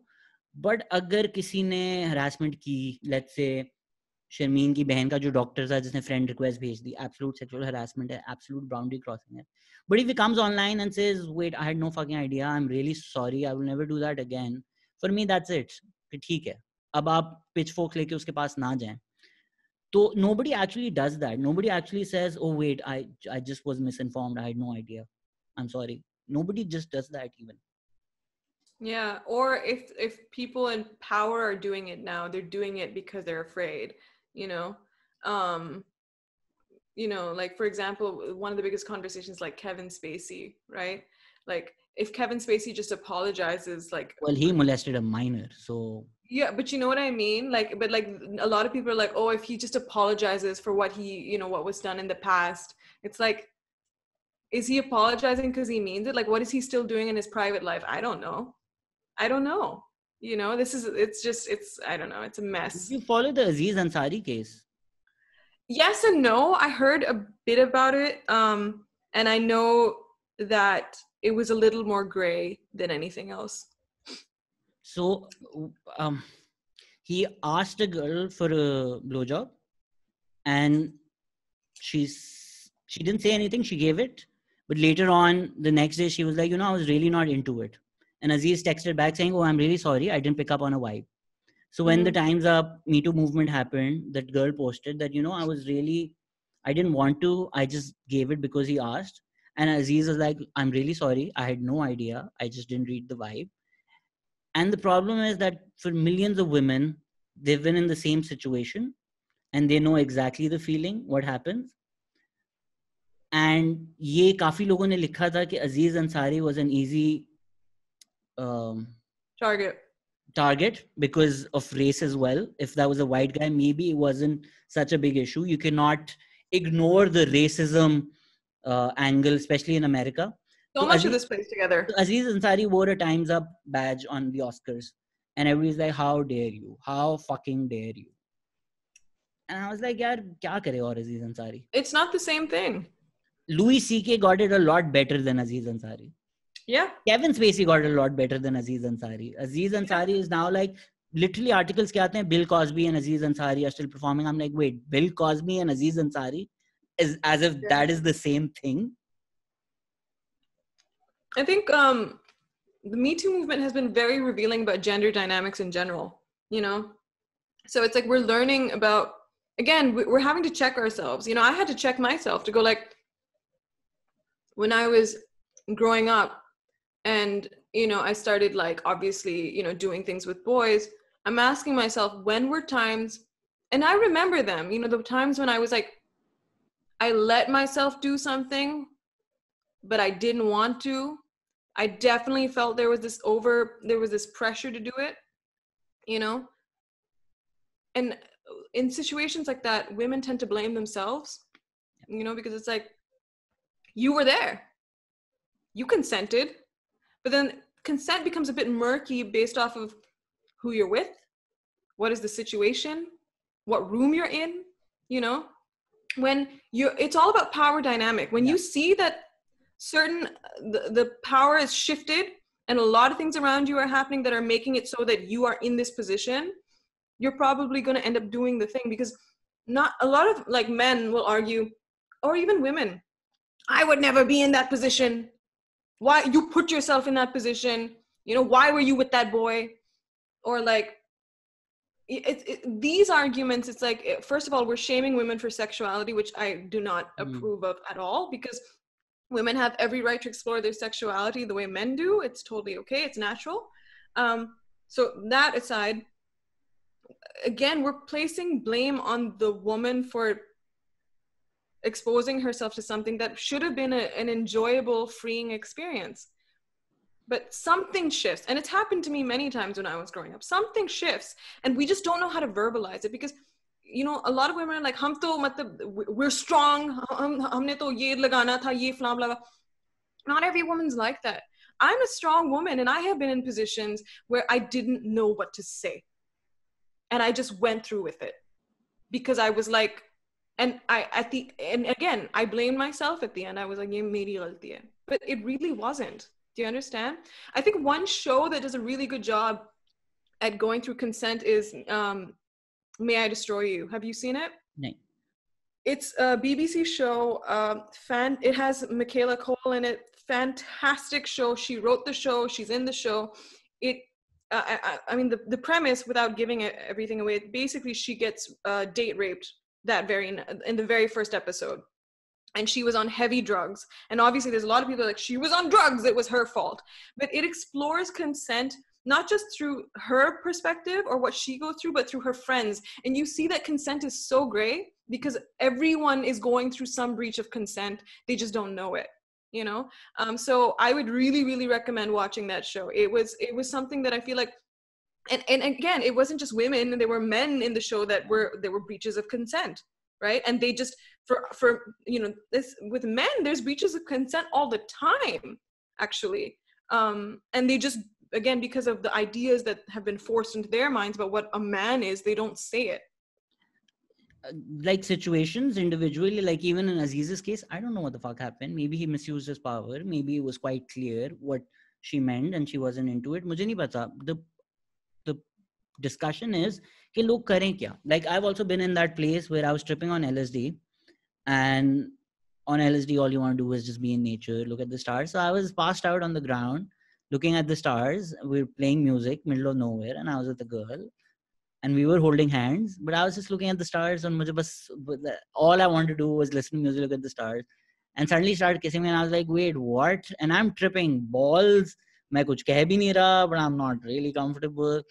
And the next day I was just like, of course it's your fault, Azad. Like, you're in the middle of nowhere, lying in the ground with a girl, holding hands, putting on music, tripping. Of course it's your fault. Like, and yes, I get dynamics bilkul alag hain, because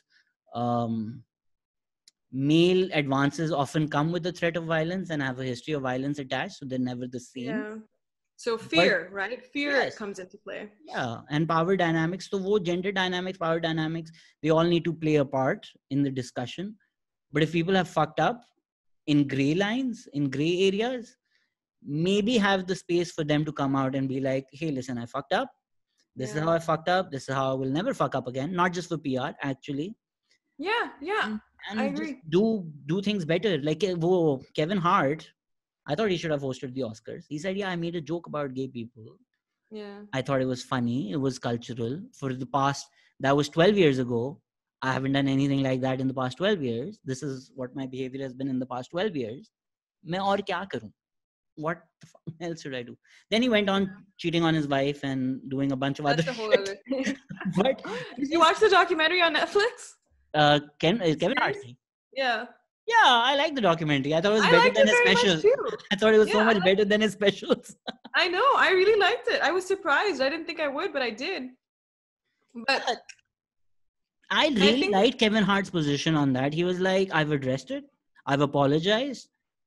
I am not going to let that energy come into my life again. I'm done. Yeah. And I was like, yehi karna chahiye. Yeah, because it's a specter then. It's like a ghost from your past that keeps haunting you. Yeah, like even Sajir ko main ye kehta rehta hu ki yes, you say it doesn't bother you, but being in that negative energy week in, week out, it comes out in other ways. Ab ye thoda psychedelic baatein ho jayengi, but vibes and energies, I do believe in that. If you are around negative energy all the time, that finds a way in you, and you probably don't even realize ye kis tarah kab kahan bahar aa rahi hai. No, and it's the power of words. Again, if you tie it back to science, if you hear a certain word over and over again, if I just keep hearing the word slut over and over again, my brain is internalizing that. It's telling me I am a slut. And then because I am told over and over again that I'm a slut, then I'm going to internalize that and start acting like a slut, right? Like I'm literally just going to keep telling myself, ki bas main yehi hu. And then I will start treating myself poorly. Even though, like, I'll basically, I want to be very clear about this. There's nothing wrong, in my opinion, with women exploring themselves sexually. For fuck's sake, do it. Literally, okay? But when we, and I'm speaking from experience, when we grow up being shamed over and over again for these behaviors, it comes out in the worst ways. We make the worst mistakes. We allow, whoever we're indulging with sexually to treat us poorly. We give them the power because we think that there's something wrong with us for having any of these desires to begin with. And that is the rabbit hole. So just not it's the energies. It is everything that keeps reinforcing certain ideas we have about ourselves, and that's extremely problematic. We just become the train wreck. It's going there because we're continuously forced to deal with this. So I always say, like, again, say you're wrong, accept it, say you're sorry, accept it, evolve and move on. That's just life, Maybe you also need to have different conversation with young adults. Like, I think some of the most powerful work being done, Mariam Shafqat Guraya is reappropriating the word gashti, where she's like, हाँ मैं गश्ती हूँ. चढ़ो क्या कर लोगे तुम लोग मुझे बोलते हो ना. It's like reappropriating the N word, or it's like what Rabia did with soul bitches. Like, okay, we've been called bitches all our life. We're going to own it. We're going to reappropriate it. And that's all real powerful work. Mad respect for all of that work.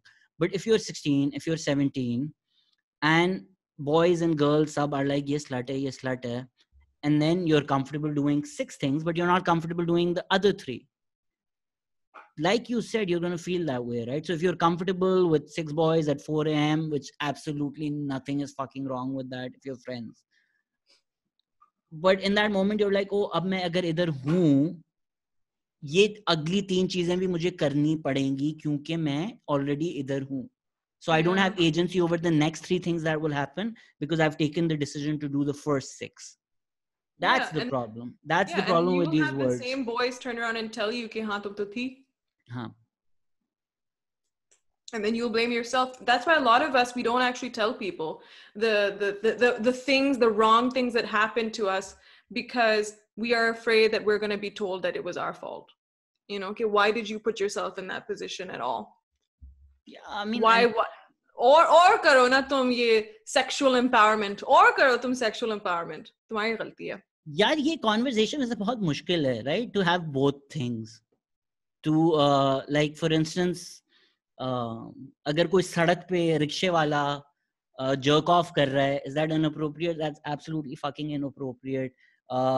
It's even more than harassment. It's probably assault if you're looking at somebody doing that. It's terrible. Mm-hmm. But I also think there's absolutely nothing wrong with masturbation, and we need to stop the stigma around masturbation. It's very normal. Everybody should fucking masturbate. I wanted to. So one of the things I wanted to do, which I haven't done. लेकिन like public masturbation, फिर आप क्या करें? अगर वो middle of nowhere अकेला कर रहा है, maybe I'm fine with that actually. I mean, I think it really comes down to what are we doing socially and culturally, right? Because like, first of all, publicly indecency, we don't just show our genitals on the street, right? We don't. So it's like you're exposing your genital. Should we? Now, there's got to be a fine for it, but it depends on the level of punishment. Yeah, but again, like, let's say nude beach, ethically, morally, I have no problem with that. Yeah, a nude beach is fine because it's a nude beach. Then it's presumed that you're going to be nude on the beach.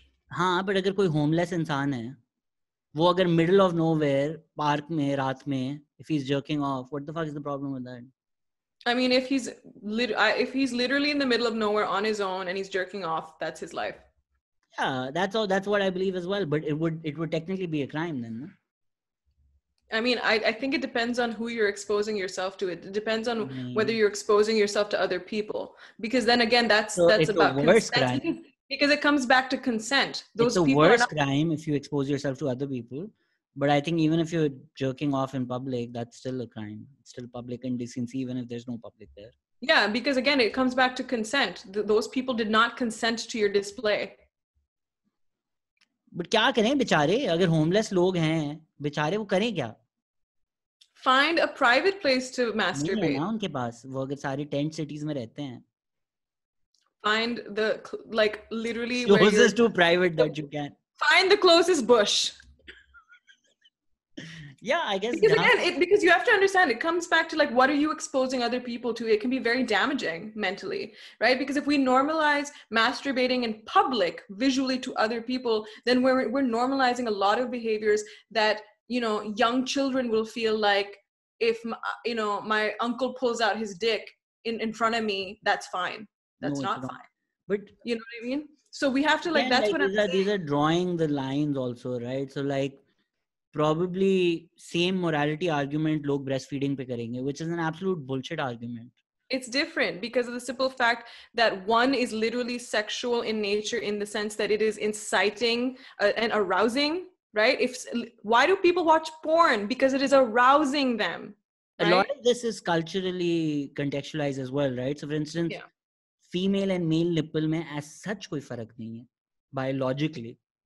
But in terms of how society or culture perceives them, zameen asman ka farak hai between the male nipple and the female nipple. There was a comic book illustration that I really liked about how a guy basically became transgender and became a woman, right? So like the picture was like before he was a man and he was shirtless, it was okay. And the minute he became transgender, like now he can't show his chest, you know, because now it's a woman. There's a really great short film, I'll send it to you. It's a French short film. It's called Oppressed Majority. And it's basically the world flipped, where the women are the men, right? And it starts, and I love the way it's done.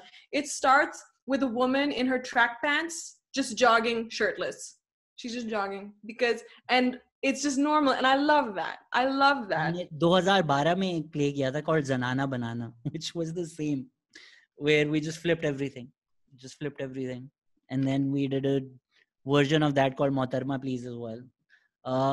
I don't know like, again, I think I don't know if it was problematic hoga, but usme we had a scene where a girl was looking at a boy and was like, "Peace to bada che." I mean, that's what we're used to. Yeah. That's what happens to us our whole lives. It's about how are you making the other person uncomfortable, you know? It's like you're making somebody else uncomfortable, you know. It's like this is where the whole conversation is like, if you're attracted to somebody, are you not allowed to express it? Of course you're allowed to express it, but there are ways of doing it, and you and I both know what that is. You know. if you're harassing somebody on the street, literally that is the worst way to go about it. My husband, he actually mentions this a lot, because he actually mentioned this in the dick pic video. He's like, if your intention as a hetero man is to like seduce or attract this woman, how is presenting your junk like the way, like if your goal is sex, I think this girl is hot, I want to have sex with her, the approach is wrong, right? Literally assaulting somebody in that way is the wrong way. You are not going to make it. Now, this is a separate baat कि incels को लगते हैं that they'll never get us to begin with. Yeah. So they think because they'll never get us, they just want to assault us. That's a problematic, thing overall, that the mentality of an incel, right? But if you're literally just a guy that's like, I'm trying to attract this woman, your job is to then do it the right way, and vice versa. I think when we talk about RAPE, we don't really talk about the culture. A lot of that, even अगर हम flirting सारी techniques उठा लें, आप सारी technique उठा लें, from hooting on the street to pressing your horn, they're all about reducing the agency of women to an object, to a sexual being. It's not कि वो इंसान की तरह कि मैंने इससे बात करके इससे पूछना है. It's like बस सड़क पे बोल दो, हाथ लगा लो. That's the way to get her. वो तो मतलब and एक it object starts है. Again, like you said, it doesn't start with it, right? Like the culture, it's how you perceive them. It's what we've kind of taught ourselves and our women, our men, it's just, it's like a lot. it's, I don't know. I'm hopeful. I think that Zoomers, to any Zoomers that are listening, God bless you. They're very aggressive. They're like, like we were talking about how like the boomers are like, they're like, they call us the millennials. They think millennials are selfish, but boomers I think are the selfish, self-preservation, don't give a fuck about anybody else, they just want money and blah blah blah. The Gen Xers, who are like 10 years older than us, and they're the bum generation. Like they're called the bum generation because they didn't do anything, they just let it happen, right? They were like, this is a fucking shit show, let it happen. The millennials are called the empathetic generation because we brought back empathy, right? We're the ones who stopped going like, no, I have to get this job. We were like, but why am I getting this job? You know what I mean? We did that, right? Where we were too nice. Our generation got fucked. Yeah, so because boomers भी militant हैं और zoomers भी militant हैं. Yeah, हम so बेचारे बीच में जलील हो रहे हैं. Exactly. So Zoomers are the ones who like they learn off of us. They took the empathy, but then they turned it into like, we're going far now and we're just gonna attack and shame and kill and and any Zoomers listening, listen, bro, I feel you. We are, again, I'm a millennial. We feel, that's what we do. But you have to understand, it's about conversation. You can't win by shutting out the other side. You can't do it. जो Parkland वाले बच्चे थे, I don't know if you followed that case. The high school case. I just have so much respect for those kids. Same. Because those kids were like, no. Fuck your Congress.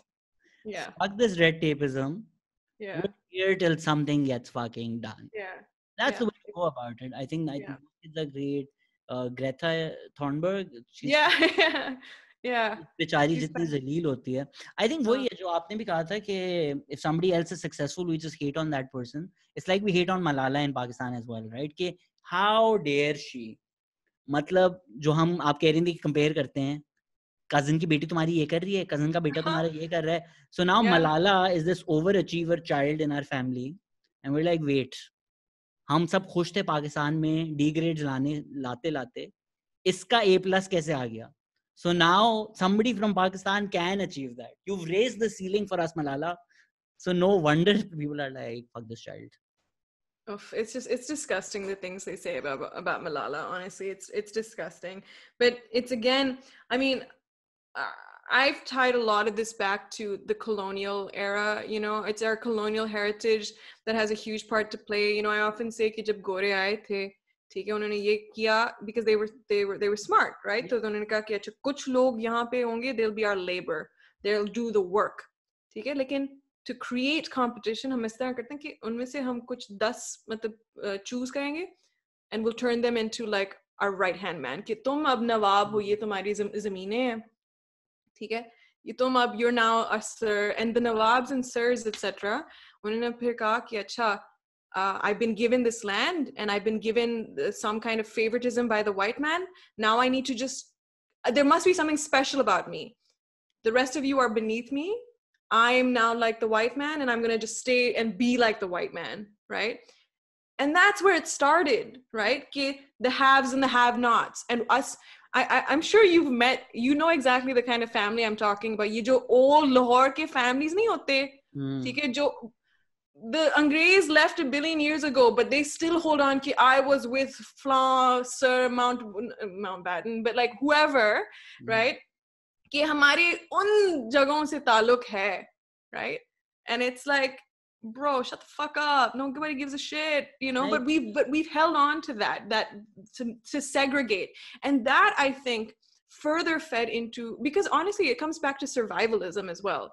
कि गोरे जो थे, they were our lords, so we wanted to survive, right? So we as Desis feel this need to survive, and it's fed into our, like you said, culture. It's fed into the jobs we get, who we marry, you know, कि रिश्ता कहाँ से आया, right? Because we need to make sure that we are still surviving.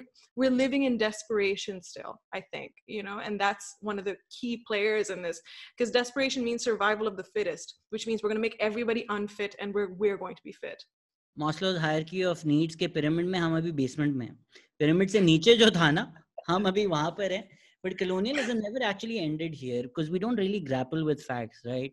कौन है अमीर पाकिस्तान में? अगर आपकी फैमिली 1947 में अमीर थी, कैसे अमीर थी? Either you were landlords benefiting off slave labor, or you went against your own people and got a favor from the British. Those are two ways that you were rich. Legit, दो तरीके थे. ये working class rich कोई नहीं था उसमें. Either you fucked your own people, or you were always a landlord, nawab, benefiting off slave labor. Or maybe in 47 you got a bureaucratic position in the government or the Muslim League and then made some money through that, कुछ corruption किया, जो भी किया. तो 3 तरीके थे आपके अमीर होने के. So अगर आप show off कर रहे हैं, you know, my family, well bro, we know how your family got rich. it was off the back of the blood of your own people. It's now status though. It's now status. कि आप तो flan के, you know. But again, it's created culture now, you know, it's in our, especially in South Asia, you know, that's why we aspire to be a certain way all the time. And that's why we'll compare ourselves to each other till the end of time. And we really need to, we need to change that. And it's happening very slowly, I would say, but it is, you know, but yes, awareness, culture change, all these things.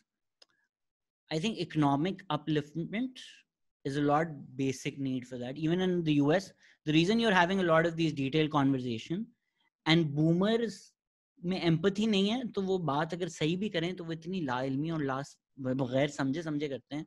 So when they're like, you know, like a boomer opinion would be, because these people don't have actual things to fight about, that's why BLM has these racist language issues, because in our time there was segregation, slavery, which were real issues. Fuck you. Literally police is murdering black people. It's quite a real issue. They're literally saying black lives matter. ज़्यादा कुछ मांग भी नहीं रहे, कहने बस हमारी जिंदगी की अहमियत रखते हैं.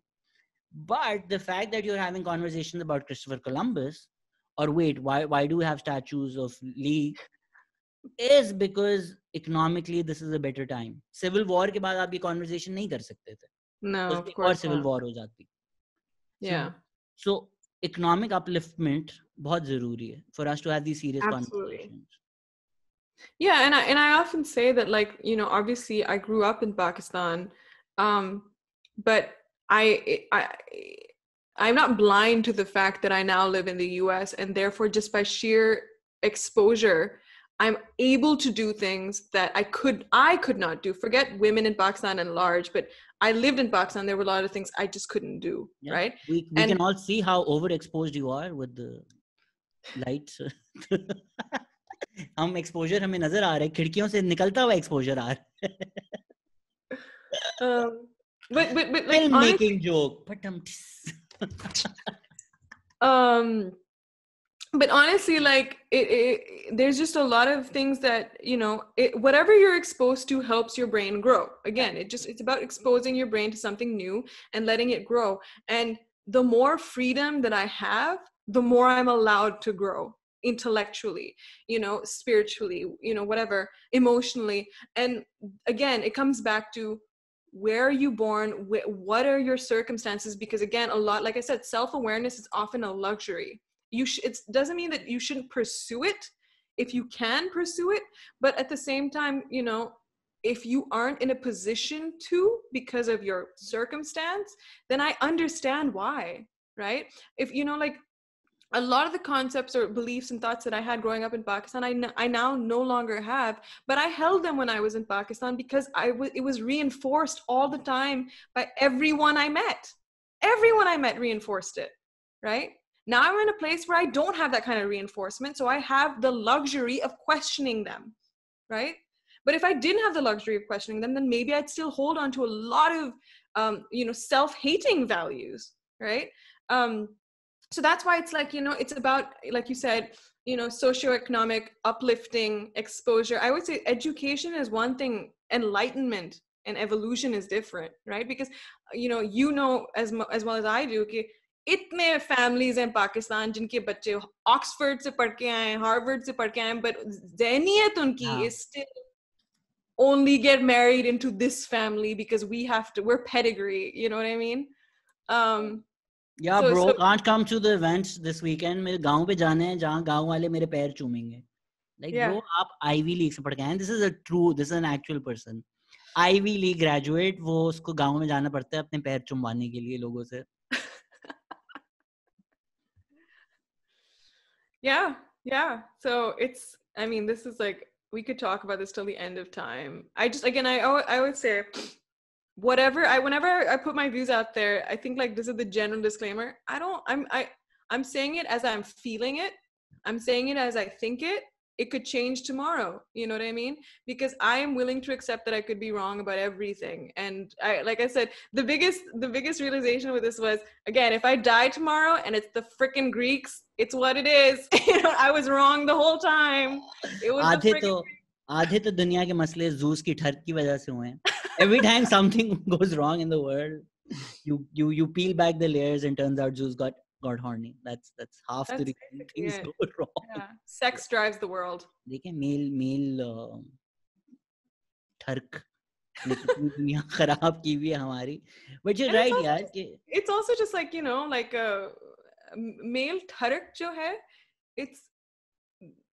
it's a disservice to men, because it's like, bro, like that means you don't have control over your own body. It's like, it means you don't have agency. जितना आप कह रहे हैं कि you control, कि मैं that means you don't have simple control over yourself. Yeah. What power do you have? Even from an Islamic angle, when people are like, मर्द को आपने हुक्मरानी दी हुई है, कुछ मर्द जो हैं वो इमोशनल नहीं होते, मर्द अशरफुल मखलूकात हैं. Then you're like, wait, औरतें बाहर आएंगी तो मर्द करेंगे ना. मर्द तो आपको पता है कुत्ते हैं. मर्द को तो इतना कंट्रोल नहीं है कि वो एक औरत को गाड़ी में अपने बच्चों के साथ देखें, वो तो मर्द हैं. वो तो उनको कुछ नहीं कर सकते आप. वो चीलों के सामने अपने गोश्त, वो तो कुछ नहीं. So दोनों चीजें आप कैसे आर्ग्यू कर रहे हैं? Either say yes, you are the most basic creature that has ever been. Choose, pick a lane. Yeah, or say you're the best of all. You can't be both.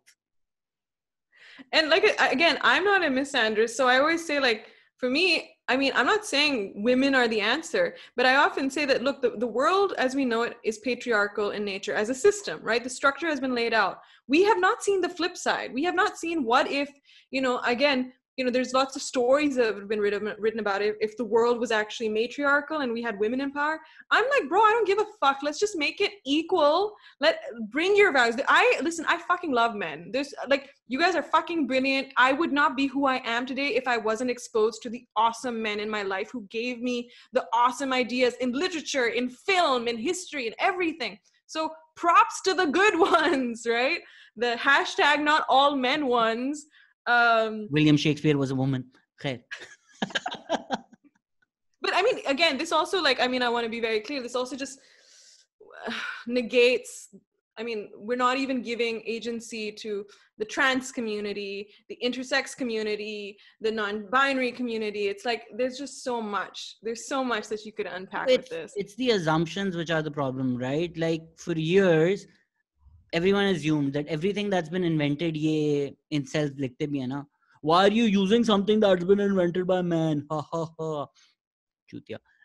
So somebody discovered that the first calendar was on 28 days, and it was just assumed that a man came up with it, till a woman was like, wait a minute, what fucking man was marking 28 days on a bone? Why the fuck would a man be marking 28 days? And we were like, wait, this must have been a woman who came up with this calendar, because assumed tha कि obviously calendar बना है तो मर्दों ने बनाया होगा ना. Obviously. Even there's archaeological evidence now where they're like, wait, किसने ये बोला कि men would go and hunt and women would just gather berries? They're like, ये कहाँ से आया assumption? They're like, no, we found evidence that they were female hunters, but we've just assumed. Obvious. ये तो biology है ना, ये तो होगा. Yeah. Those are the problems, where you have these assumptions of gender roles, where you take things to be natural. And in terms of women in power, a lot of times वो liberal identity politics पे हम ज़्यादा focus करते हैं. ये Kamala Harris, first black woman VP, yeah, but was also a cop. Also put single mothers in jail. There's a lot of problems. So just because somebody is a woman is not reason enough. Hillary Clinton elect हो जाती, उसने भी bomb करना था. It's just what the American imperialist system is. Maybe the system is masculine. That's the problem. We need both. That's what I often think of that, actually. I often think about, like, again, just not the way we care about energies. I think the energy has been leaning one way for too long, and women, to survive, have bought into that system, because any woman, as we all know, yeah. If we have been told that you are the underling, we are going to do what we can to survive, right? Yeah. We're gonna fit into that system. We're gonna suck up to the men. We're gonna do what they want us to do, because it's for us to survive and get ahead, right? And that's been one of the biggest problems, because this, again, I always say, it's the patriarchy. The system is flawed. Yeah. Right? And it hurts everybody. It's hurting people of all genders, and races. And that's the biggest thing, that we need to critically view the system and see how can we be better and make it a merger of all peoples. The two of the most successful women in Pakistan, and everybody who's worked with them are like, they're such a bitch. And I'm like, they have to be. अगर ऐसी industries में, जिस industries में वो हैं, for them to be the only female CEO in that industry, they've seen what they need to do, and they're playing the gender role of a man, because they've realized कि इस industry में अगर मुझे survive करना है, लोग मुझे respect करेंगे, I need to be the man. So just because and if a man does the same thing, the man will not receive the same treatment at all.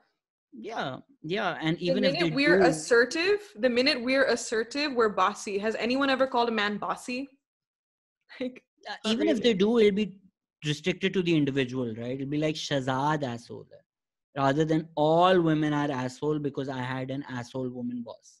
सारी ऐसी होती हैं, मेरा उसने दिल तोड़ा, सारी ऐसी होती हैं. अब ये सबको जो है ना, witches को, it's very hard to break these things. But again, I think, like, man, especially one of the things, again, the love-hate relationship with social media, like, we are inundated with information.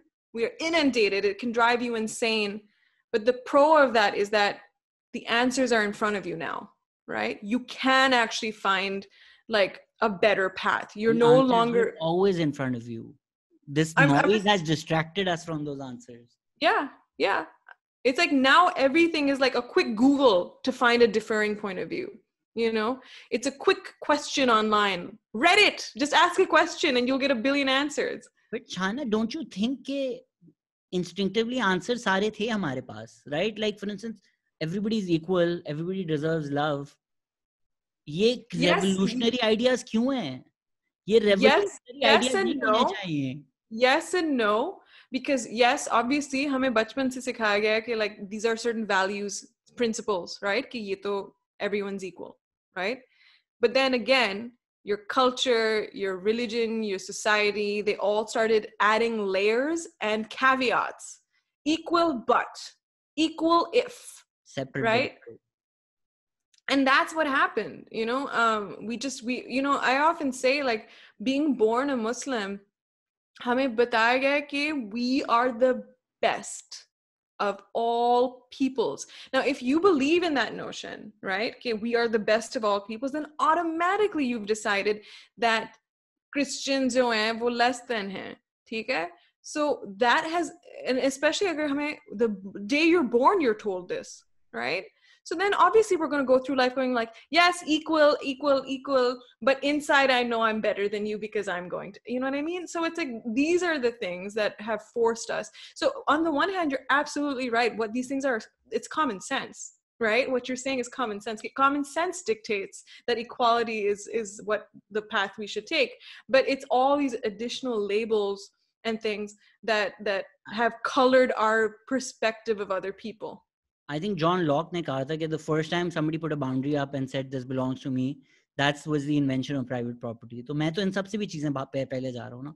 Before any of these notions were created where, hey, I'm your leader, I'm the captain now, I think लोग उन्हीं चीजों पे believe करते थे जिन पे हम पूरी दुनिया घूमकर जिंदगी जीकर अब वापस आ रहे हैं. So some things like yoga, like workout, go for a run, you need to see the sun for a bit every single day or you'll be depressed. It's come to the extent where I was also considering buying that light that mimics the sun so that you feel less depressed in the winters, because generally like it is depressing as fuck. Yeah, it is. But ये अगर आप native American को जाके कह देंगे, they'll be like, तुम चूती हो, तुम्हें ये नहीं पता, तुम दिमाग खराब है, तुम्हें ये नहीं पता. I mean, if you look at a dog, you don't take a dog out for a walk for a couple of days, the dog will fucking go insane. But somehow we assume नहीं, ये तो कुत्ता है, हम तो इंसान है. हमारी brain power इतनी ज़्यादा है कि even if we spend 6 days in the basement, we don't fucking need to see the sun. No, you're the same. If you don't go for a walk for a week. They should watch Cosmos. Just watch Cosmos and watch the evolution of the human body. And you'll realize we're not that far from what we were evolution wise. So we are still very much animals. We are still very much a part of the animal kingdom in terms of the way our bodies have developed. The only difference is that, yes, we have the best brains, right? And that gives us self-awareness.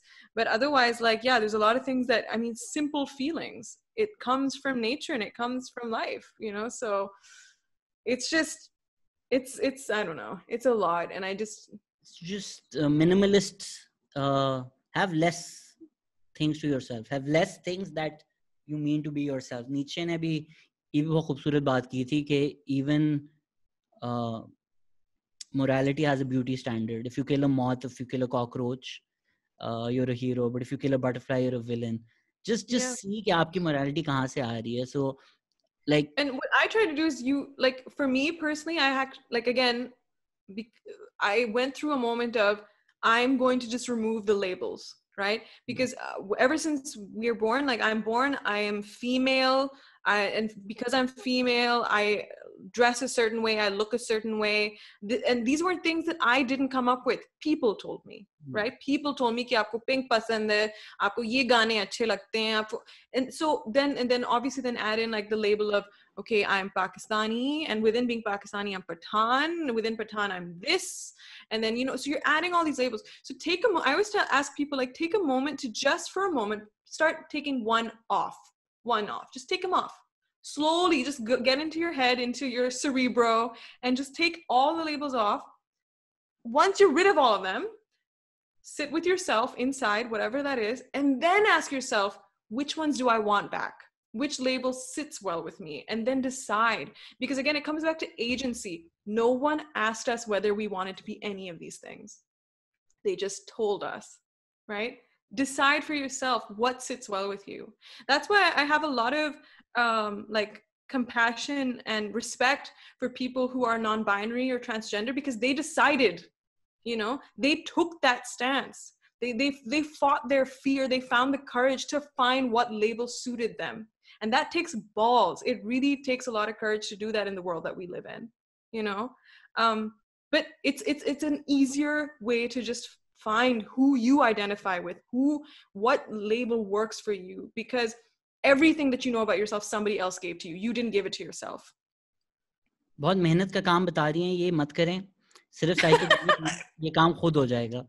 Just shrooms का एक packet कर लें, ये जो सारी चीजें बता रही हैं खुद हो जाएंगी. This one time on an LSD trip, I reached the cosmic highway, or at least that's what I saw it as, and there was a little blue light, and there was some entity, like this large entity, and was like, if we shut this blue light off, would you be fine with that? I'm like, yeah, of course I would be.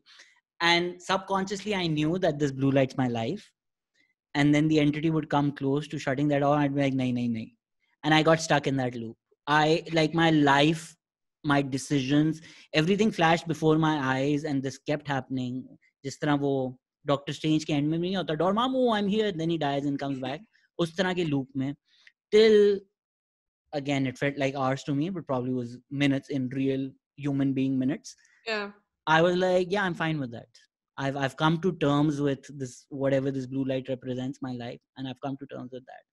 And then it was shut off, and in my head I was convinced that bas khatam ho raha hu. Obviously I came out of that trip, but it's important to grapple with who you are, where you've come from, and what you want to create, which is what my New Year resolution is. Ke कहना क्या चाहते हो और वो कहो. Well, that's exciting. I'm excited to see what you come up with, because you're fucking hilarious. So you should do what you want to do. You are fucking hilarious. I was told they're like, Shahana bahut serious insan hai. I'm like, she's a comedian. What the fuck are you guys talking about?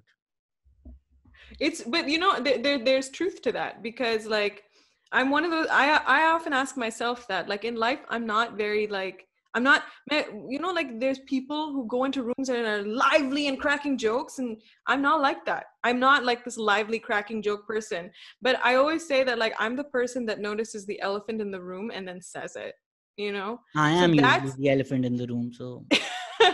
So for me, that's where the comedy comes from. Like, comedy is how, and you know, like, comedians are commentators on life, right?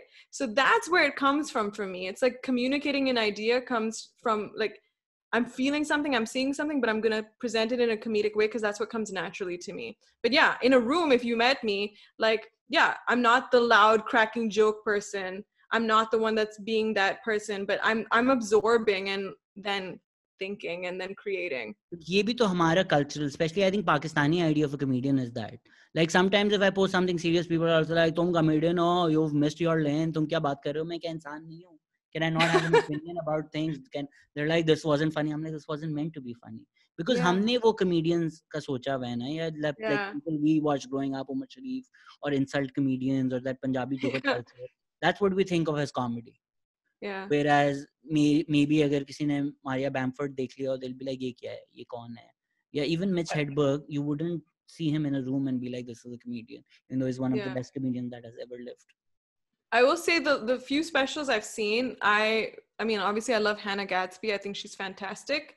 And I really love, I feel like the closest person to the way, if one of the things, by the way, on my list to do is now do stand-up. Why? Because I'm scared of it. I'm very scared of stand-up, but I want to do it because I want to challenge myself. But it's John Mulaney. I think John Mulaney is so good. And I feel like he you know, he has I was telling my husband, he has the style that I think I have when I'm doing comedy. Like, I do everything with like a smile and saying something really sarcastic. So like, I feel like that's very much in line. You won't have a confidence issue because you mentioned the greatest joke writer of our times. Yeah, he's fantastic. Also the best storyteller. He's just a phenomenal storyteller. I just didn't know what to say. That is so terrible. Good. Also one, I think you should see this guy, Anthony Jeselnik. Anthony Jeselnik, he is like, Jeselnik, sorry. He is like, oh my God, watching, like, I could never do it. Yeah, I could never do his brand of comedy, but man, do I love it. So I love Jeselnik. I mean, especially as a young, rebellious comedian, I was like, Jeselnik is like, oh, I fucking went there comic. But once you see enough of Jeselnik, you're like, I see the structure. Okay.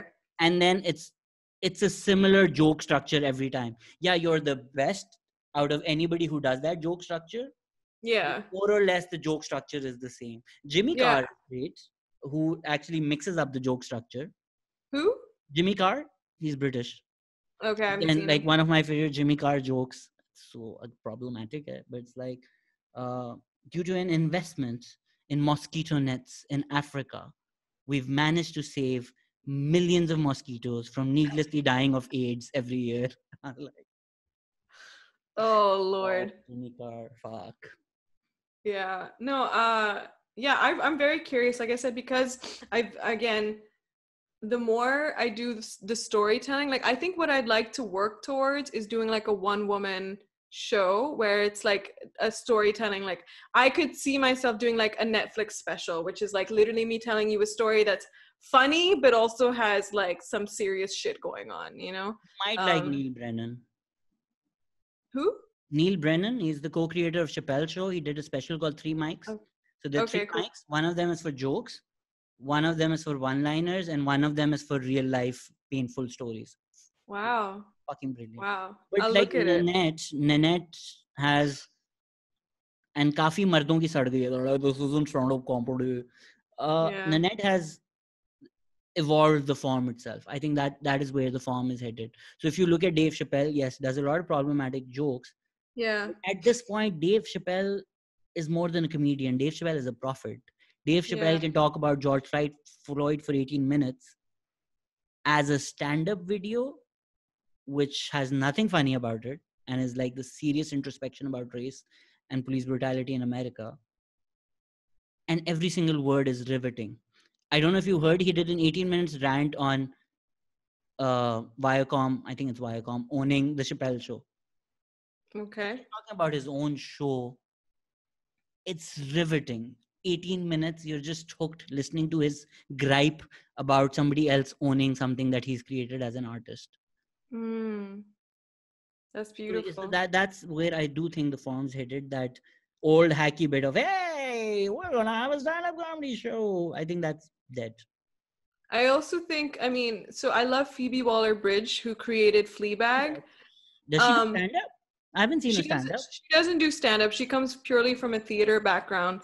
But again, what I loved about watching that show was just the mix between seamlessly going from tragedy to comedy to tragedy to comedy, and like really making you feel those moments. And interestingly, like you mentioned Chappelle, like I saw Chappelle's SNL opening. And again, one thing I noticed a bit about Chappelle was, again, he has this really great talent to go from something that's funny, but then layer it and seamlessly go into a layer of something real, like something very real. And you're like, wow, how did he get there? You know? So I think for me as a human being, like I do enjoy storytelling as a medium. And because I'm a merger between, again, comedy and tragedy in life, I think that's what I would like to work on. Like, I think that's the next thing I want to write, like just write a show and just perform that, you know. ये मसला होता है जब लोग आपकी तरह बहुत talented होते हैं. I think one of the best comedian Pakistan's never had is Natasha Humaira Ijaz, because she's also the best fucking musician. वो मसला ये है कि she's so good. Her songs and her singing is so fucking phenomenal that we've missed out on the comedian. Listen, no, she's so funny. I want her to structure it. Like I've told her many times, structure it. Kya kare? She's great at everything. Yeah, it's a lot of work. I mean, like, her singing voice is one of the best we have. Like, probably the best indie musician we've ever had in this country. And she's also the best improviser. She's so funny. She's so great at everything. She's so funny. But Tasha is like a quadruple talent, you know, like she's like a billion talent. Like she's singer, dancer, actor, comedian, like what, it's just, yeah. So I think aapka bhi ye masla hai na, too much talent. Like I said, I'm now exploring it. I'm now okay with it. Got into it, but you graduated from Lee Strasberg. I went to Strasberg in 2014. Yes, I did acting there, a conservatory program. Damn. And you came back to Pakistan uske baad, nahi? Yeah, so I came back for a year. I think that's when I met you. We met at Pantry, Danny ke saath. Oh, right. Yes. I thought it was Chatterbox. Is that still a thing? Zamzama wala jo hai. I think it was Jibbi, Danny, all of us. Yeah. They fucked up my burger twice. Yes, they did. So I came back after Strasberg, because after doing Strasberg, I decided that I wanted to full-time move to America to pursue my career, and I didn't want to pursue it in Pakistan. And in order to do that, I had to get the O1, which is essentially an artist visa to move. So I was in that process at the time. to move officially. So I got my O1 and then I moved in 2016. Did you ever explore like acting opportunities in Pakistan, or was that never on the cards? I did. I mean, obviously, like I did the theater since I was 16. That's how we all know each other, right? So I acted in the theater for the long time. I did like one TV episode for some like Faisal Qureshi had a show and he wanted me to come on. But again, mera hamesha se yahi masla tha ki Urdu. Like people were just like, aapki Urdu nahi theek. Ye kuch cheezein thi.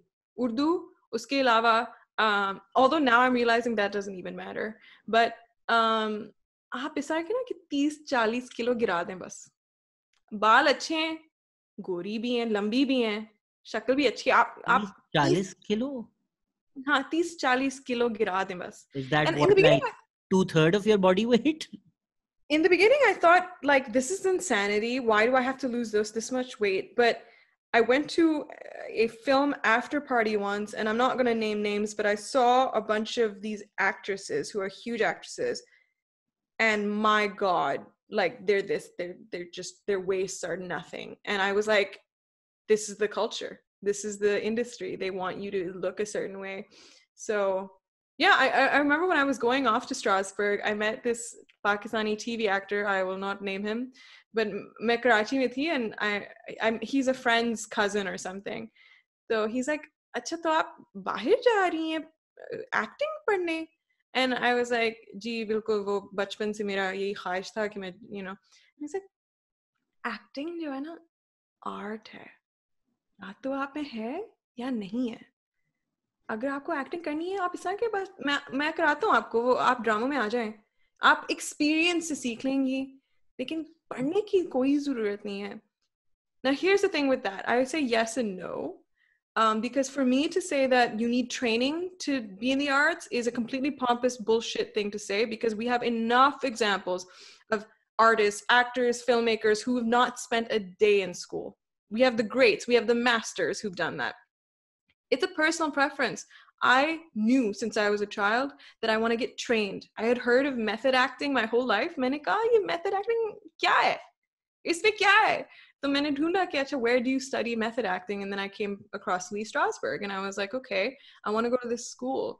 I didn't have money growing up. It was literally after working. Yeah, it was working after Coke Studio that I was able to like save money and then go and study.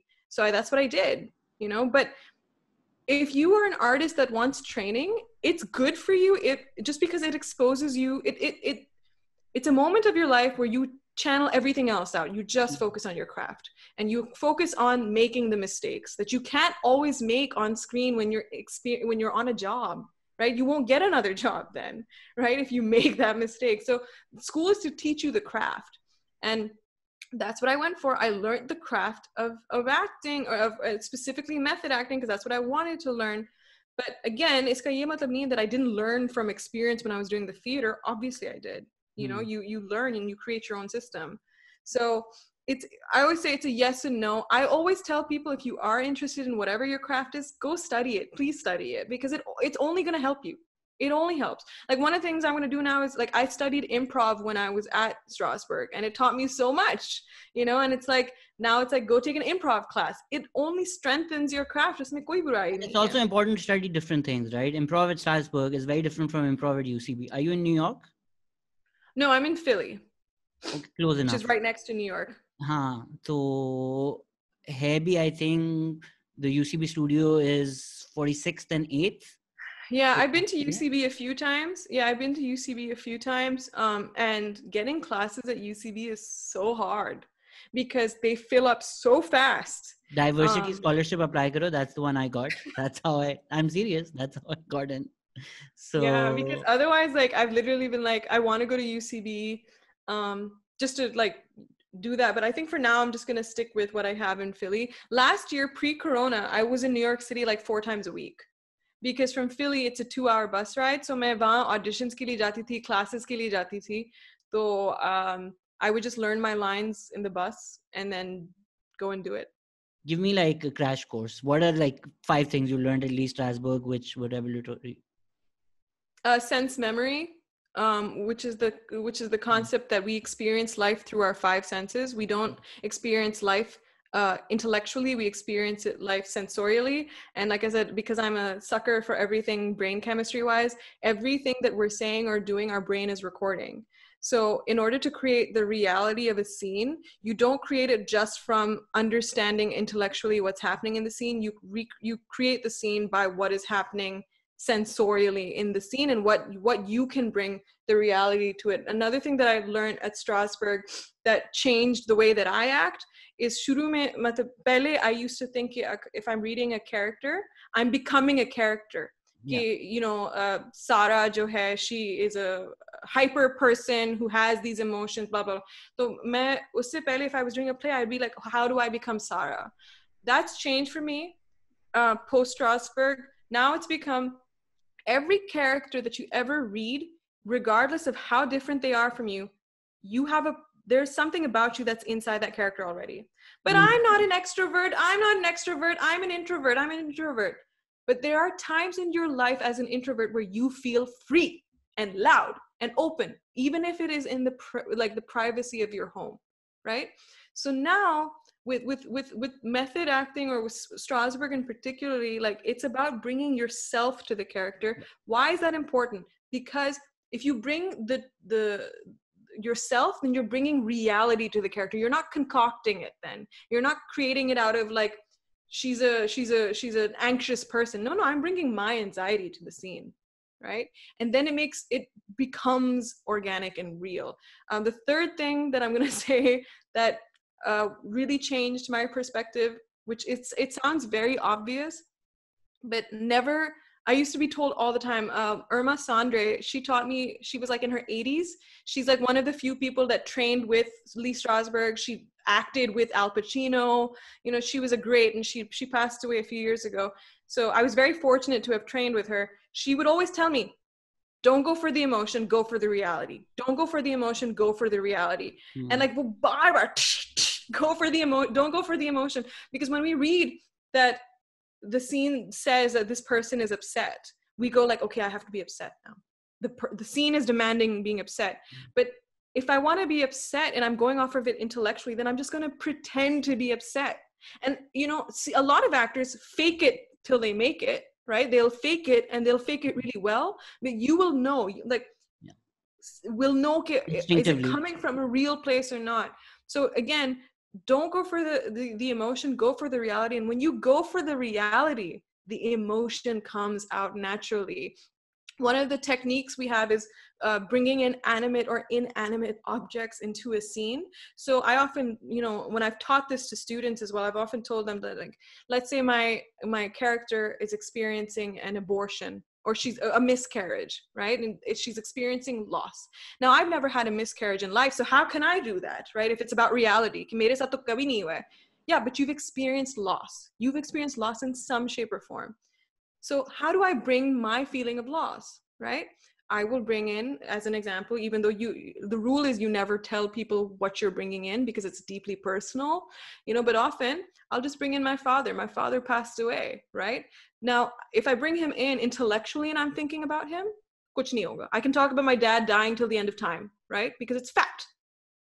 But if I suddenly find little cues from his existence, if I reach out in the scene, you know, and without them knowing, if I reach out and I'm like, I suddenly just feel the texture of his hand on my hand, right? And I believe, and I just remember, again, don't go for the emotion of what's going to happen. Just tell your brain, remember the detail. It's all in the details. Remember the texture of his fingers. And as I remember the texture of his fingers, whatever comes out, it now starts becoming real. Like, it becomes difficult for me to do. I've experienced loss, and I'm bringing that loss now into my scene, right? Because it's real. So those are the things that I think are really, I'm gonna cut this part out and send it to all my Napa students, because ये सारी वो बातें हैं जो मैं उनको करता रहता हूँ. The problem is, हमारे यहाँ इतनी बुरी एक्टिंग होती है, जिसको हम अच्छी एक्टिंग समझते हैं वो सबसे बुरी एक्टिंग होती है. The worst directors are directors who tell you इस सीन में रोना है. Because that means nothing to an actor. If you're a trained actor, that means nothing to you. क्या मतलब रोना है? किस बात पे रोना है? क्यों रोना है? किस तरह रोना है?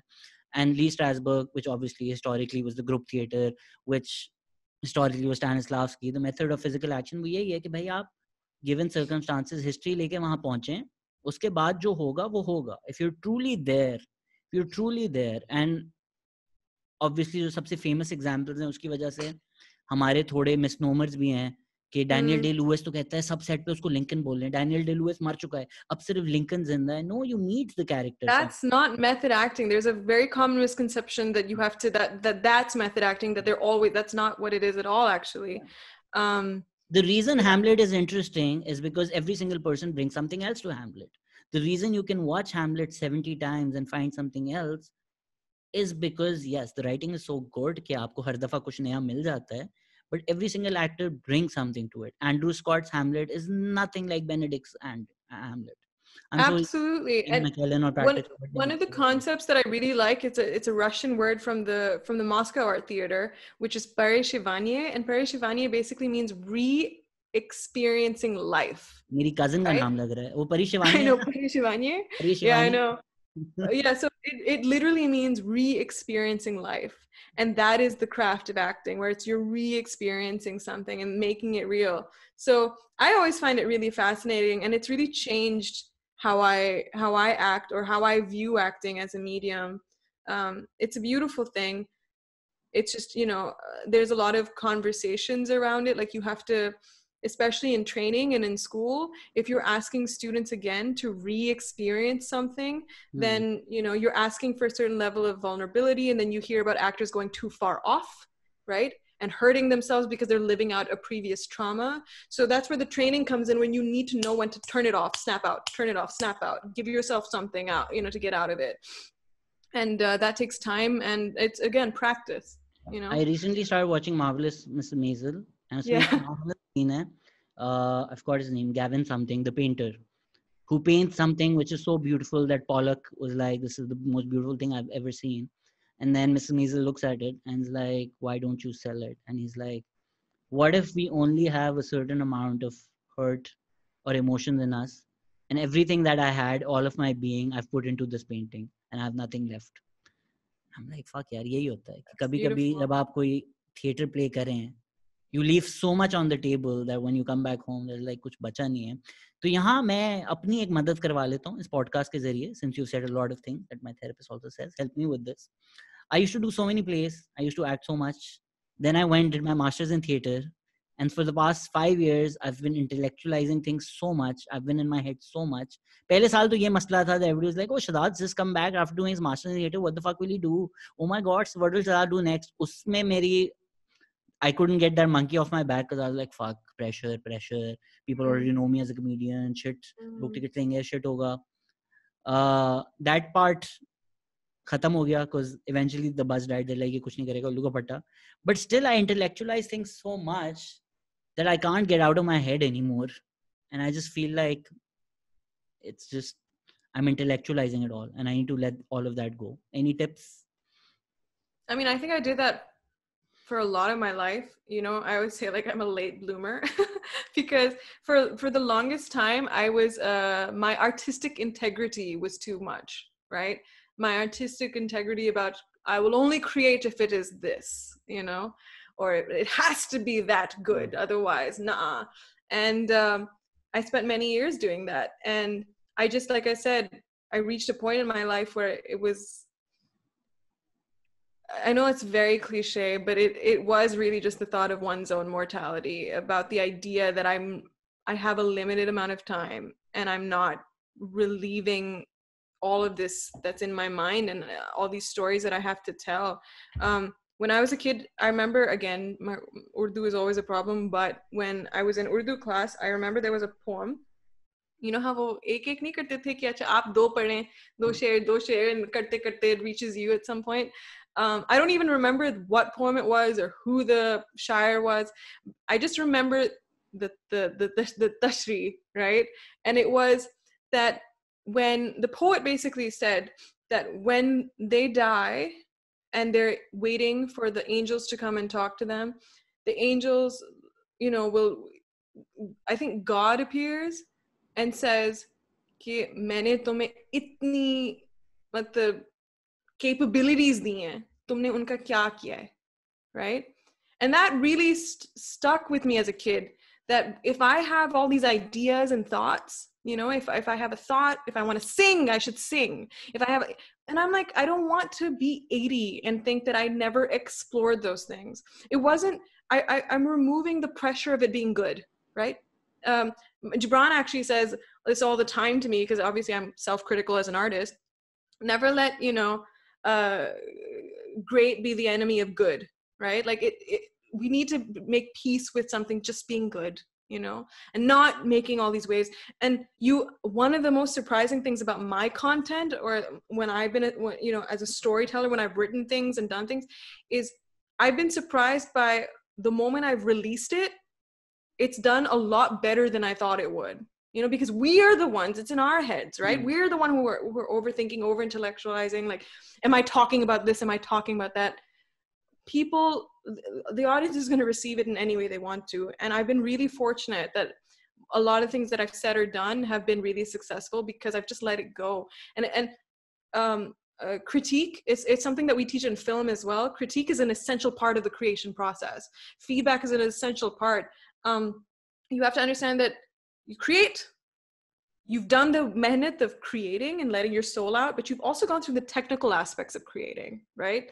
Writing is a technical craft as well. Filming is a technical, you know, anything is you've gone through that, you've learned through that, then you've received the feedback, the critique, take what makes sense, forget what is just hate and trolling, and then move on to the next one, because you're building your skills, you're just building. And, you know, hits and misses happen all the time, and that's okay. I think one of the greatest things about the digital sphere is that this is the first time where we can make anything low production value, low production quality, or wo hit ho sakte hain, because we're just putting ourselves out there. So this is the digital sphere is a great place for experimentation. You're not making a film here.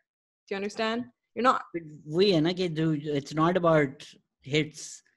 The things I hate the most are the things that have gone most viral. मेरी जो सबसे viral videos हैं, वो अगर कोई मुझे in person mention कर दे, I don't think people even know I'm the 50 Shades of Grey in Urdu guy. That video just went crazy. If somebody mentions that to me, I'm like, don't ever fucking speak to me. It's not allowed for you to say that. So it's yourself. Like it's not even fear of failure. But that's what I'm saying, Shahzad. I don't want to be 80 and look back and think. That's the most brilliant, I think, baat in all of this. Because abhi मैं recently ये भी पढ़ रहा था, कहीं किसी ने research की of deathbed statements, and the person said people only regretted what they didn't do. Nobody regretted what they did. The only regrets people had before dying were all the things they did not do. So you miss 100% of the shots you don't take. Wayne Gretzky, Michael Scott. So brilliant, Shahana. Thanks a lot for this cathartic conversation. Thank you. I'm excited to now see what you get up to. देखा यही तो मसला होता है. अब आपने डाल दिया ना pressure. No. For me, it's not even. I don't even give a fuck about the quality. I just want to see you do it. Do whatever. No one gives a shit. Just give me a rapid fire. Favorite play? Favorite play, August Osage County. Okay. Cake है ना हमारे पास. It's quite similar. It's our version of August Osage County. Oh, the film. Okay. Yeah. You're like, wait, what? Everything is cake? Is that the Twitter trend? Favorite film? Little Miss Sunshine. Favorite actor? Oh, fuck. I hate answering these questions because it's like it's never going to be the one that I actually mean. So like this is a you bad. Can name like 10.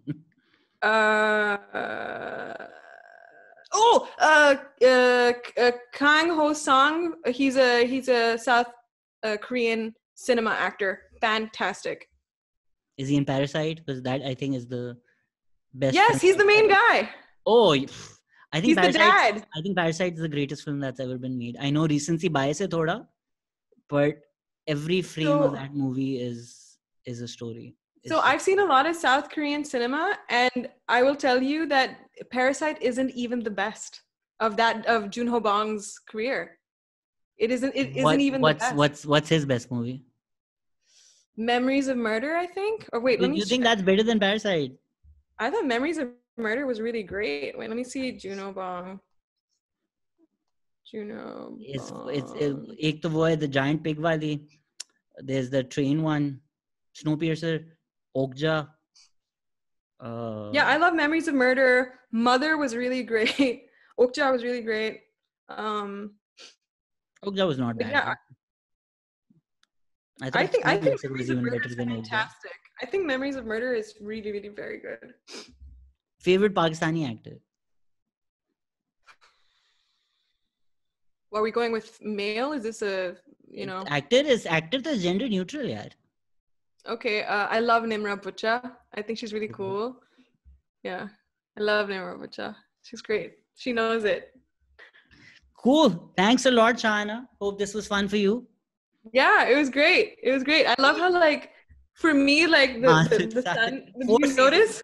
4 seasons. We've lived a full day. You know, when you edit this, you should just write, like, keep changing the time. Just make it look like it would happen over 24 hours. This was you should go like this was a theatrical experiment. I call this piece the podcast. Yeah. Awesome. Thanks a lot for coming on. Thanks a lot for sharing so much. Likewise. Thank you for sharing with me. I'm glad we had this conversation here. I think we've been adjacent for far too long. We have like 200 mutual friends, but we've never really had a proper conversation. No, it's just I'm glad wrong place, wrong time. Or right place, right time. You met right the best now. version. You met the best version. Maybe 5 saal pehle like kya asshole hai. We have certain ideas. You meet somebody on a bad day and you're like, fuck that person. Well, I just know I met, and this is sending Danny P some love, but I met you with Danny, and any friend of Danny is a friend of mine. I love Danny, but Danny's also one of those, if you meet him on a bad day, you could most definitely have the wrong idea about Danny. So, love Danny to bits. कभी नहीं आता वो podcast पे. मैं 1.5 साल से कोशिश कर रहा हूँ, but वो आएगा. Don't worry. Yeah, I will make this happen. He's like one of the best friends I made out of Karachi. Like when I was new in Karachi, and he really just made me feel like home. It's amazing. He's also the best. I may be biased, but he's also one of the best musicians and definitely the best DJ that we have. He's best fucking electronic brilliant musician that we have in this country. Yeah, like amazing person. Please check out Alien Panda Jury on SoundCloud. Please do. Or if you want to go back to Orange Noise. Shoegazing. If you're into shoegazing, I think that's what the genre is called. Also check out Talha Toll Crane, who's also in Orange Noise. और भी पीछे जाना है आप लोगों ने 7 on 3rd Readinger जाना है Messiah. Readinger में Danny तो नहीं था. I think वो था ना was the curly hair. Faizan Readinger, Fuzi. Yeah. Awesome. Shahana of Shahana Instagram. Check her out if you haven't already. Thank you so much for listening. Thank you so much for coming on. Take care, everybody. Bye-bye. All right. Bye-bye.